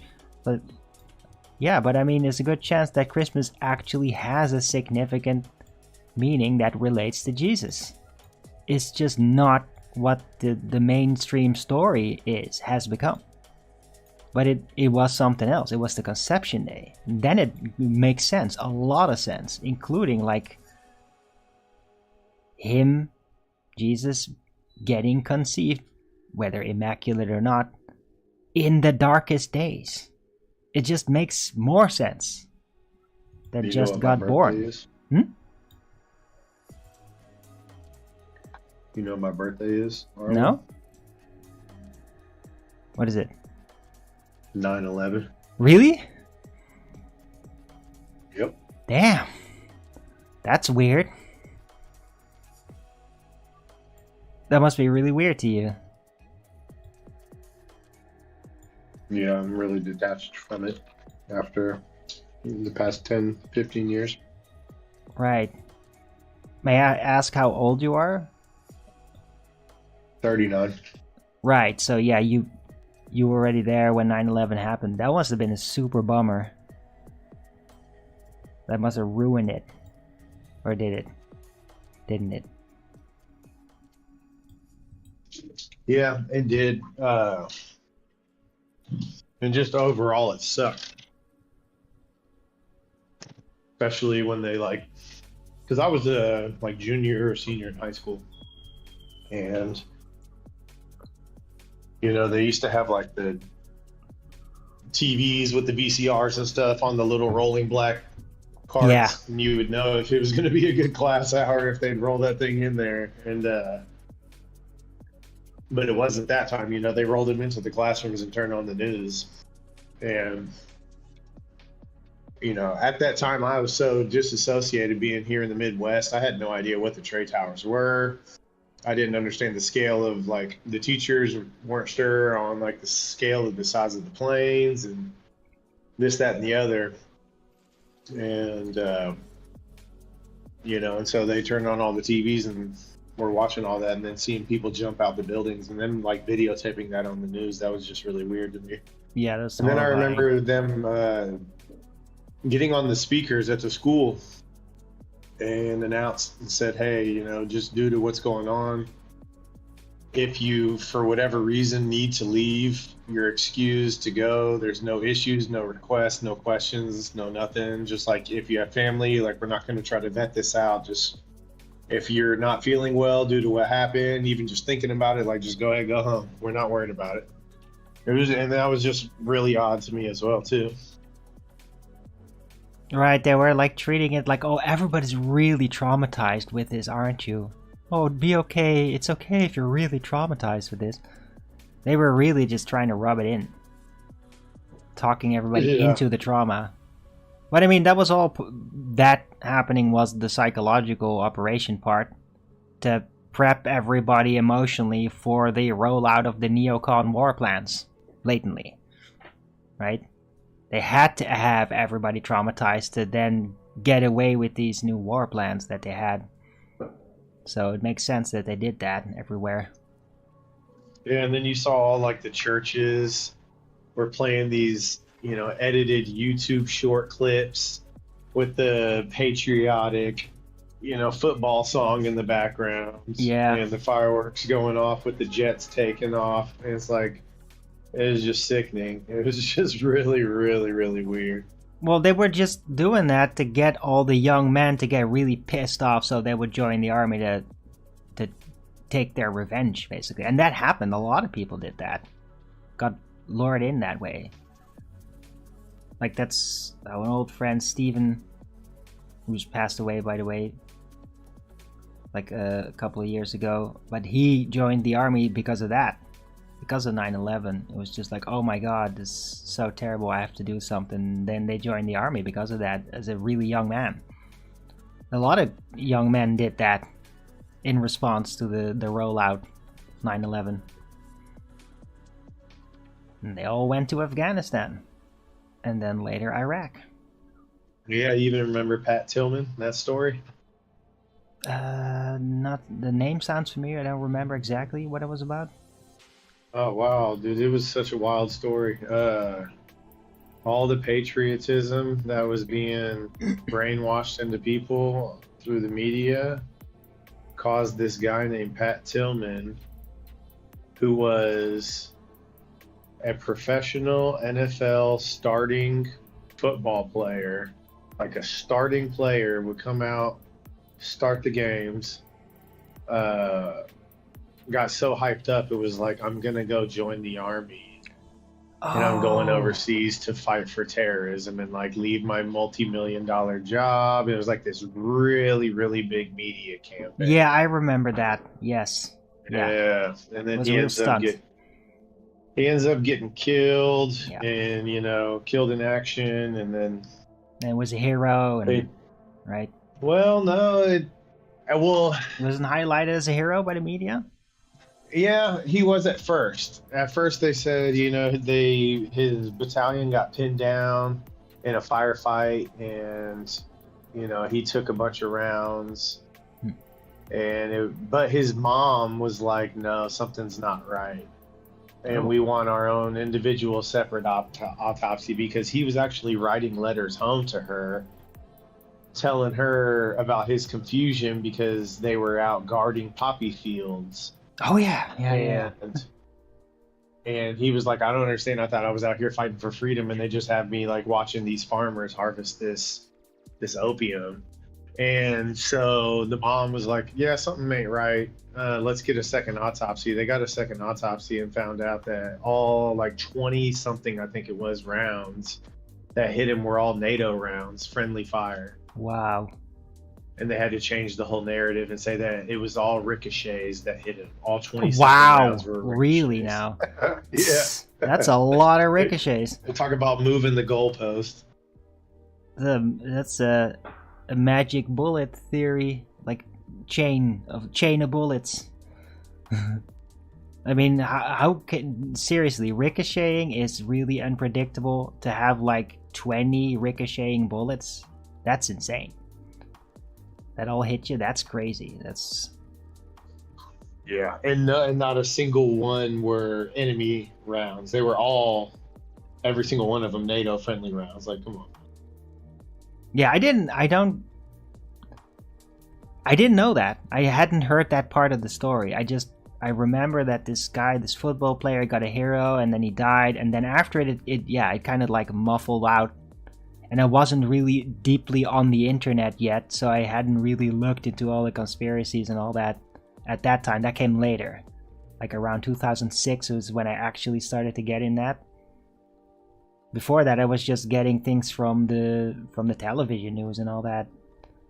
So I hadn't heard that part. I didn't know that. That's crazy. Wow. Yeah, you should look it up, dude. It's really weird. They tried to make her out to be like crazy and say it was PTSD from losing her son, and it was pretty sick.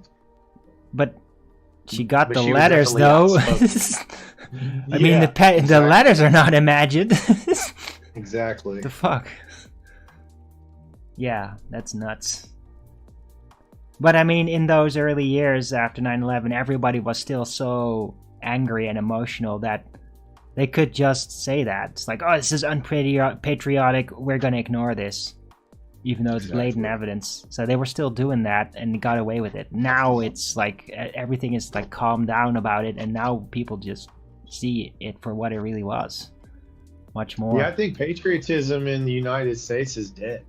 I think there's, at the very most, even in the most reserved, hardcore conservative, right-wing militias that are out there, I think at the very most the extension will be, if you touch my property, come on my property or touch anything that's mine, then I'll have a problem. But it's like, do what you will all around where you are, go around, do all these things, but if you come here then and you try to take this, then we're going to have a problem. I don't think anybody has the pride or the patriotism in America enough anymore to go anywhere and fight anybody's war anymore. think everybody's kind of Right. past that stage now. Yeah, but I mean, patriotism and constitutionalism are technically very different. They're both associated in a way, right? If you're a patriot, then you're also supposed to be a constitutionalist because the patriot, the country is supposed to be about that. But yeah, if the country is not doing that, then logically you would just fall back to, okay, I'm just going to defend my property according to the Constitution and potentially brace against the government because they're violating it. So, but then it's like, yeah, are you a patriot? Well, that's kind of the magic of the word, isn't it? Right? If the government is doing good, then being a patriot is like, yeah, you want to be because you want to be side with the good thing that's protecting the rights. But if they're not doing it, well, they will then call you not a patriot for doing whatever they tell you. But technically, that would be a lie. So, and that happens very commonly. Right? Government just turn corrupt, and then they'll still hold on to these words. It's comparable to Trump, right? Being all MAGA, and then suddenly he's like really going astray and being more Israel first like, and he's still doing that. And then saying like, oh, you're not MAGA if you're not like this. It's also word magic in the same way, like with Patriot. So, like, yeah. It's complicated like that. But I mean, people do understand that in general. Some lower IQ people don't. They have to be told what it means. But yeah, that's the complicated about being a patriot. Like, when you're a patriot, you might be with the government if the government's actually good. But if they're not, well, then being a patriot means being against the government, or at least just repealing to your rights that you suspect they're violating. Yeah, and we're in like a really weird time because,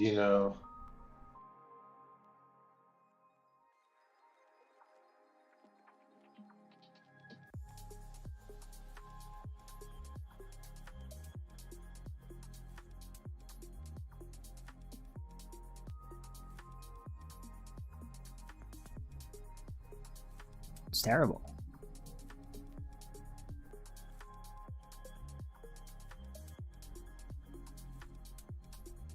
But yeah, I mean, it's logical consequence though from tricking an entire nation into a not really all that justified war, at least a war under false premises. Yeah, that's what's gonna happen then. Everybody that buys into it, they're just gonna dump them, get rid of them, because the whole thing was a scam, basically. They got scammed into it. And if you get scammed into like a wrong war, then there's a good chance that at the end of the ride, you're gonna be neglected and dumped. Because it was all a scam anyway. They never intended to give you like a proper life for your service then. It's really tough. Tough on all the guys that got tricked into it.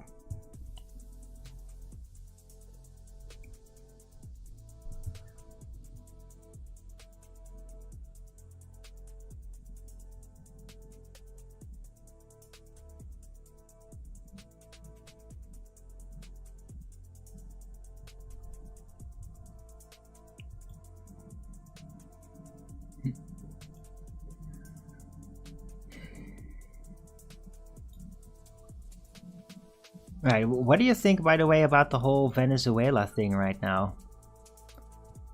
Apparently the US has, like, commandeered 2 oil tankers off the coast of Venezuela. Have you heard about that?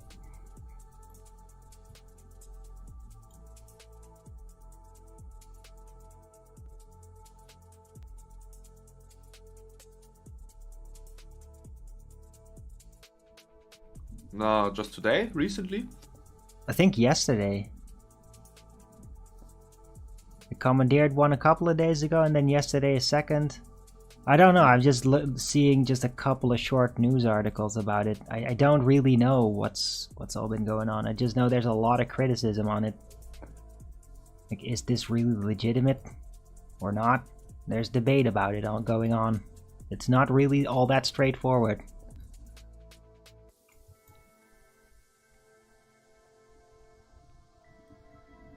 Right, it's being suggested that it's all under the guise of the Monroe Doctrine. But I mean, does that really justify these actions? That's really the debate that's going on out there in politics.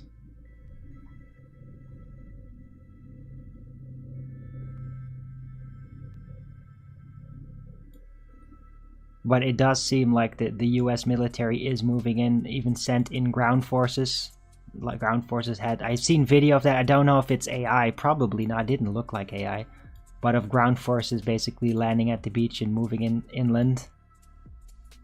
So yeah, it seems like that plan is has been completely green-lighted.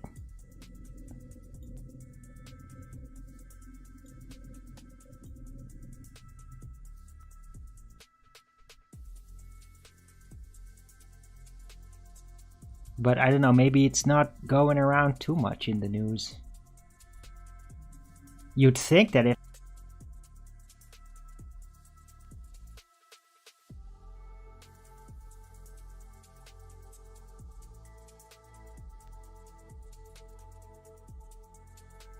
jack off any particular side. This is just something as a response to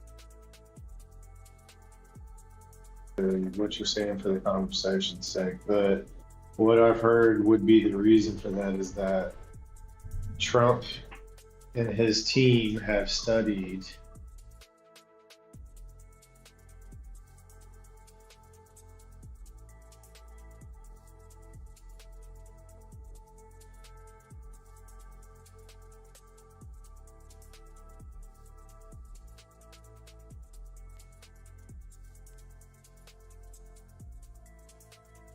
and all by definition. And so I guess, long story short, what they found is a small loophole. right, they're Talmuding it. Well, it's a time frame loophole. Right. And if they go over there and do any type of like secret, like Blackwater, whatever operation, as long as it doesn't exceed a certain amount of days, then it doesn't have to be classified as war. Huh.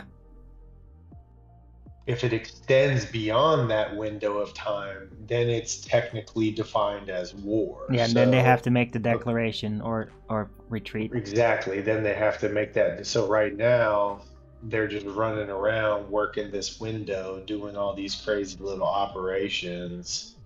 And that's why you're seeing the reports of it, but there's no official announcement of what's actually going on.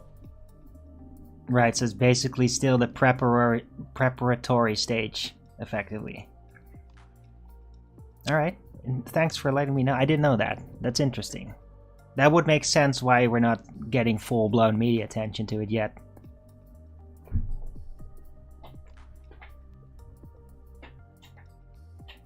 Alright. Do you know, by the way, what kind of window of time that is, roughly? How much time they got to do that? Off the top of my head, man, I want to say it's like 10 days. Oh. I want to say it's a really short window, like 10 days. Okay, well, then they better hurry, because they've been at it for like 5 days or something, I think. Yeah, and again, I can't. I'm sure it's a Google search, but that's just off the top of my head for the answer. I think. But man, that's a really short window of time. I mean, what can you do? Like, send out a team and try to like sneak in and capture. Clear a whole village and capture the president. Yeah, exactly. Because I mean, in 10 days, you can't do shit. Other than just try to sneak in and do that. I think if we were to take the Bin Laden story seriously on its face, they hopped in there and extradited that dude out in 45 minutes? They did? That whole operation when they swooped in and got him in his compound in Pakistan. And Oh, the right. helicopter crashed or whatever, and then they had the backup one that came and grabbed them. But that was like after the war in Afghanistan, right? That wasn't before it. Correct. Yeah. But I'm saying just for like an operation's sake, just like, to get something done. Like if they had the intel, it wouldn't. It's not like they literally had to go scour because he wasn't even in Afghanistan. So it's not like they found him in there after scouring through the towns. It's like once they had the info on where he was, if again you take the story on face value, they found out the information on where he was in this little compound in Pakistan, then they sent this Black Hawk, Navy SEALs Team 6 squad out there. Yeah, SEAL Team 6, yeah. And within 45 minutes or so, he's extradited out of this compound and in a helicopter, his body, and he's getting dumped in the ocean. Yeah, that crazy. It's like, come on, man. Why would you do that? Well, besides covering up evidence, of course, right? Because if you're gonna dump it in the ocean, you're not gonna dig it back up to do an autopsy. So that was just nuts. Like everybody, when we heard that on the news, everybody was just like, "This is ridiculous." That makes no sense whatsoever. Like, duh, he's like the leader. You would bring his body back, all the way back, to capture it. You don't throw it in the ocean. That's insane. But yeah, if they'd done that, if they brought it back, then everybody would have found out that it wasn't him. Because the real Bin Laden, like, died way earlier in some hospital. Remember that? Like, he died during the Afghanistan war, I think, in a hospital because he had these massive issues. I knew he was on dialysis. And yeah, exactly. And that was like a whole thing about it. It's like, how the fuck is he running and hiding in caves with the dialysis machine?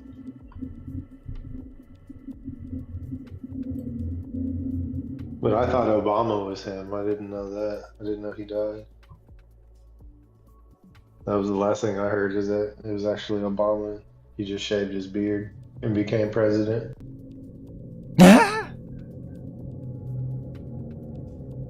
Yeah, I just know that there was this video of supposed Bin Laden saying, "Oh, no, we're gonna do that," and we claim this, but it was like a different guy. Like he was like brown, just looked different. Yeah, CIA got us. Yeah.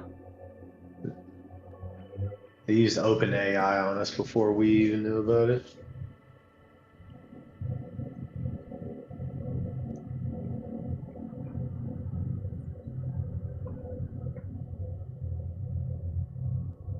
What did they say? He had like Avril Lavigne on some tape. Bin Laden on one of the tapes. Sorry, say again? I think they said he had like Avril Lavigne or something. Oh god, that thing. That's the wasn't that like the general that's like a transition? No, the Canadian girl singer. She's like a little punk rock singer. Oh, wait.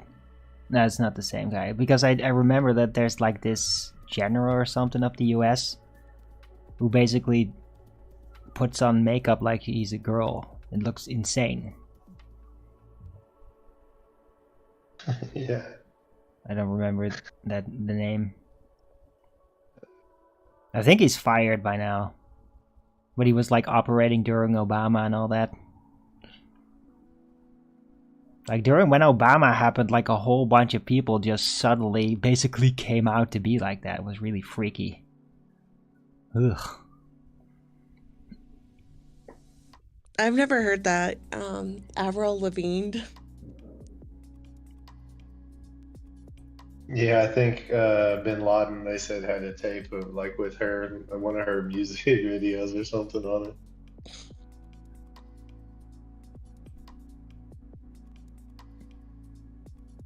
Oh wait, you're talking about that singer, that girl. Were you guys Avril Lavigne, right? Avril. If he died in war, he would have been in heaven with 72 virgins. He wouldn't be on dialysis. He would be on dial assist. That's hilarious. Good one. Because they believe in cousin marriages and sister and brother marriages. That's the deal. Now I have that song stuck in my head. I'm just a skater boy. Oh god. That's so early 2000s.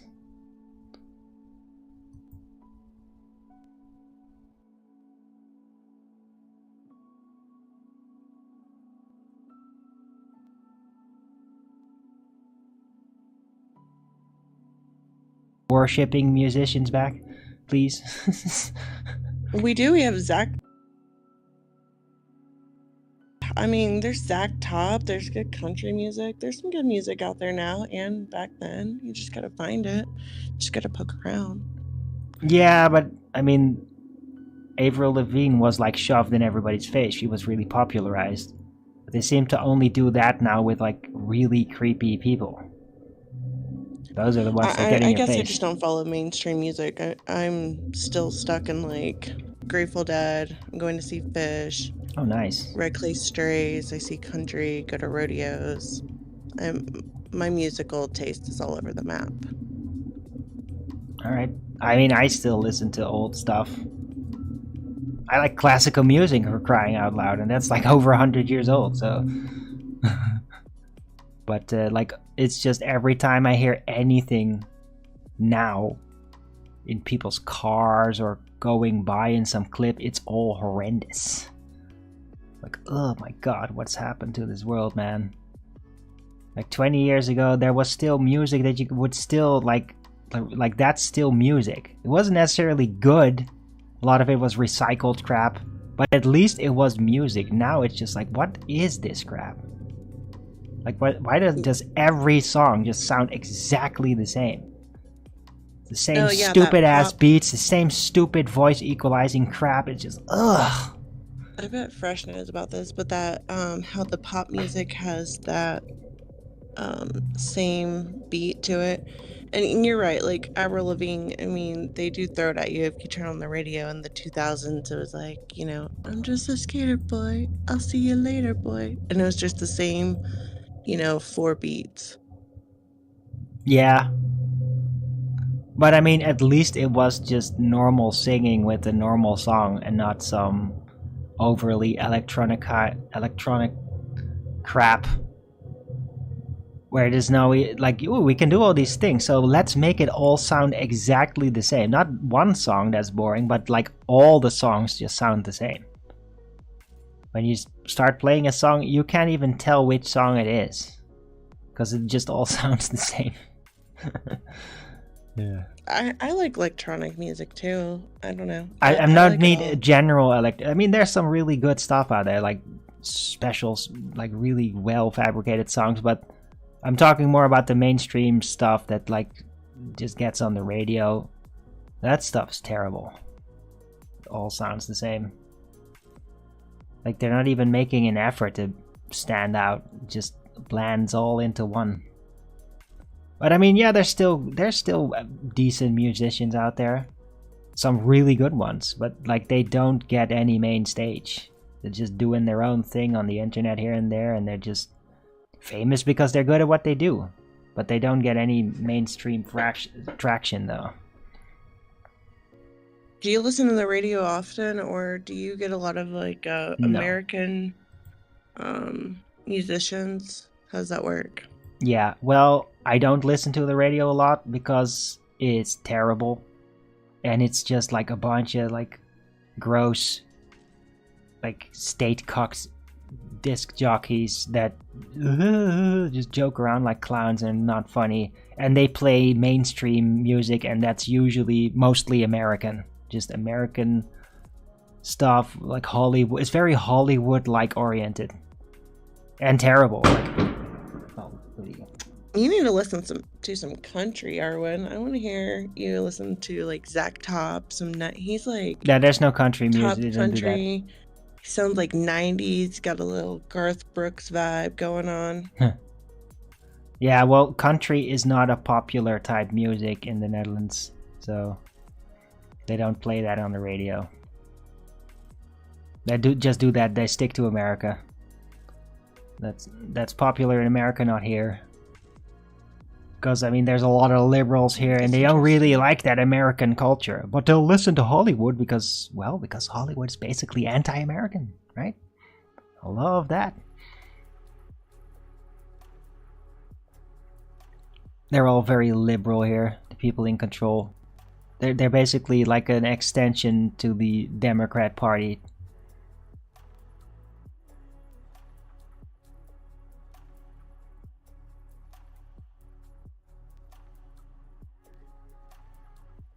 Like, we got deep state rooted in here.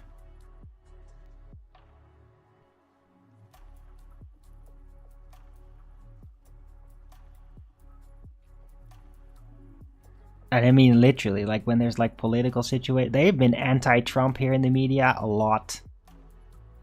Always trying to portray him as a dictatorship. And that's just what they do. Exactly what the Democrats do in America, that's what they do here. Well, I would like to add something regarding the music topic. Okay. So, do you think it's possible there's an active tendency to kind of condition people to have a lower standard in the arts, or to expect a kind of lower standard in the arts, right? So this is not only in music, this is in movies as well, and maybe even literature, I'm not so sure, but if you condition the people not to expect much out of it, it's easier to flood them with cheap crap, you know? Yes, and then when you have Even a thing if that they like stands it. out, it like is much more appreciated. Yeah, it's artificial scarcity on one hand that's created, and lowering expectations so that when something that is really good comes out, it gets more of a enthusiastic response. So it's artificial scarcity and making things bad on purpose, because they are. I mean, they like blatantly are, especially movies. Like the amount of terrible movies and series now is like way higher. Because when we look back in like the 90s and the 80s, there were stupid movies. But when you look at them now, it's like, yeah, they were just kind of cheap. They're not like really on purpose terrible. Well, stuff that's right now, it's just like, they should know everybody doesn't want this. Like, you're putting things in there that people don't want, and you're doing it. There's only one reason to do that. It's because it's on purpose. And that wasn't there like in the 80s and 90s. There would just be cheap shit. But it wasn't like bad on purpose. Like now. I don't think it's all bad on purpose. I mean, it's also to turn a profit. So, but they're not making usually- any profit. That's the thing. Like, Hollywood is making record losses. Record losses. I Especially don't Disney. really watch a lot of movies, but like in the music business, going back to music and producing stuff, I'm very familiar with a manager, and when he had a very big artist, it was more about getting deals. You know, if they had a concert, it was about partnering up with Ford and, you know, having Ford there at their shows, or, you know, if it was something just big, and working that in the music and then in the music scene. So to the previous comment point, like, are they just making music terribly bad intentionally? Maybe, but it's more about turning a profit, finding what's popular, and then writing songs that's going to get stuck in people's heads, and then it sells like clicks and whatever that is. Oh my god. Fair enough. Yeah, I agree. It's detached from the art making process. Yeah. Right, it's also because of the internet age. Because back in the day, last century, it's just that all these media industries, music and movies and series, they were all going through like a gate, right? It was their production, their standard. They rolled it out to us, while now, well, it's become decentralized because people can literally just make a bunch of music, put it on their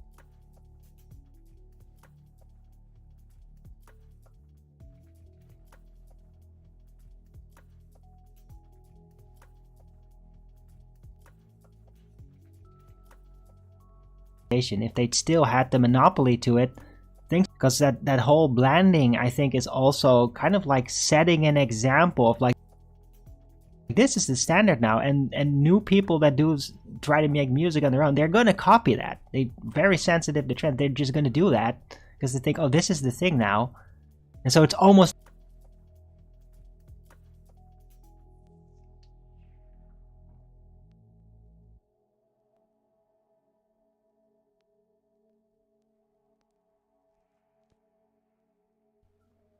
And like they kind of like indirectly force artists that are independent to kind of follow their patterns. And that way they can control it. So that those artists aren't really free, totally free, because then they would be way better. It would be actually fresh. And they don't want that. There's some free artists, though. They don't follow the whole path. They like Sturgill Simpson, Of course.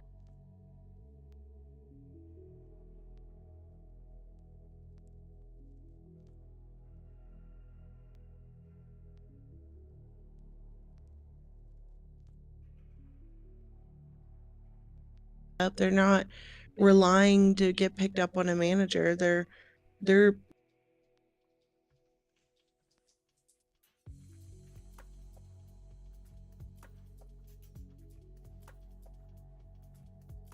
building up, social media following. I went to a show from a Canadian guy in last March, and it was all social media driven. It didn't have a manager. It's all about like putting in hard work and doing it. You could actually, the internet makes it easier now. I know. I didn't say it doesn't exist. I'm just saying the strategy top down has become different because of that decentralization. Of course, people that really are like really determined and have like the energy and the will, they will break through. But it's a lot of effort, though, as you said, and there will be less of them. But yeah, some will break through, but I mean, they still won't be hit up by the mainstream media just because they're naturally popular. See, in that way, they're still getting gatekept somewhat. Well, if you were part of the system and you were being put on the throne of the art with music and all that, you literally get cover from every radio station everywhere in the world. That's the difference. It was much easier for them to get around. Well, now you have to really fight as an independent artist, and you'll make it, but you'll never get that green light top down.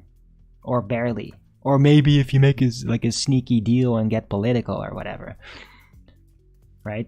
No, I really just think it's hard work and effort. So like it won't be as easy, but like you can still get on the radio and doing it, just like Sturgill's on the radio, but they don't really, recognize him in Nashville awards. But I mean, he's making money, selling out shows like everywhere. No, I'm with you, but I mean, that's then gonna be pretty local. Like you can make a lot of effort, you're never gonna get green lighted on like all the radio stations in the world. That's just not gonna happen like that.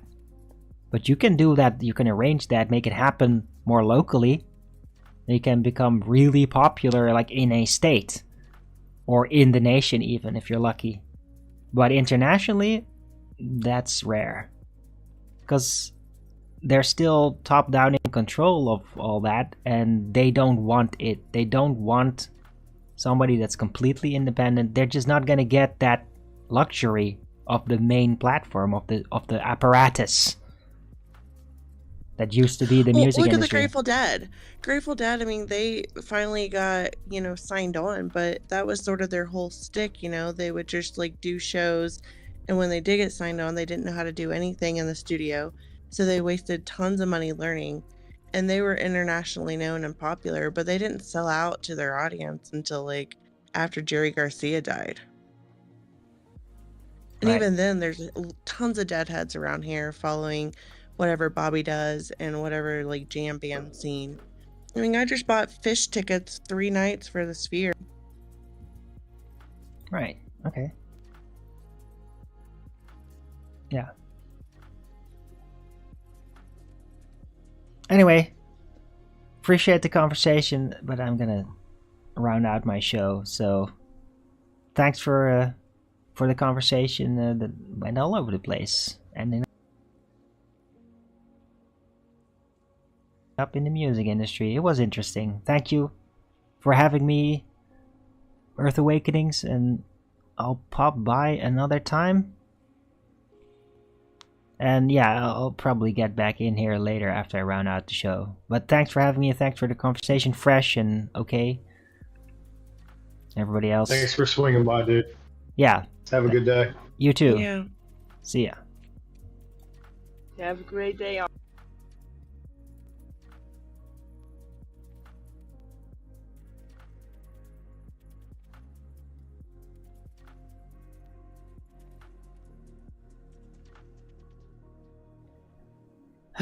Yeah, that was kind of a nice show. Hope you all appreciated it. Can I get a Rogan's up? Come on, I got one Rogan's. What is this? Come on. That was a good show. Alright, anyhow. I'm gonna round out. So thanks everyone for coming. I hope you liked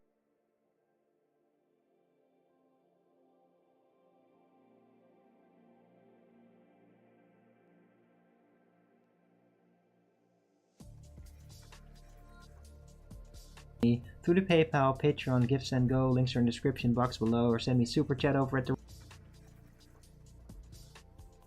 from a live chat when the show is live, or subscribe to my channel. Support me that way. Any support would be greatly appreciated. I could really use it a lot.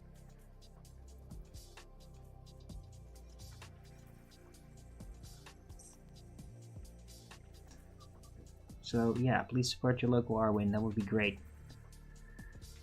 Right, I'll be back tomorrow with Flat Earth Early Bird number 2494 on a Monday, if everything works out alright.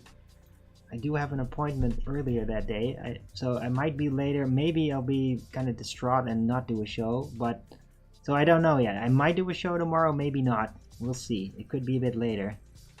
Stick around. Otherwise, I'll be back Tuesday. So yeah, everybody have a great rest of the Sunday. Enjoy the sun if you got some. It's gone here now, but in the US there's probably still some sun if you got that.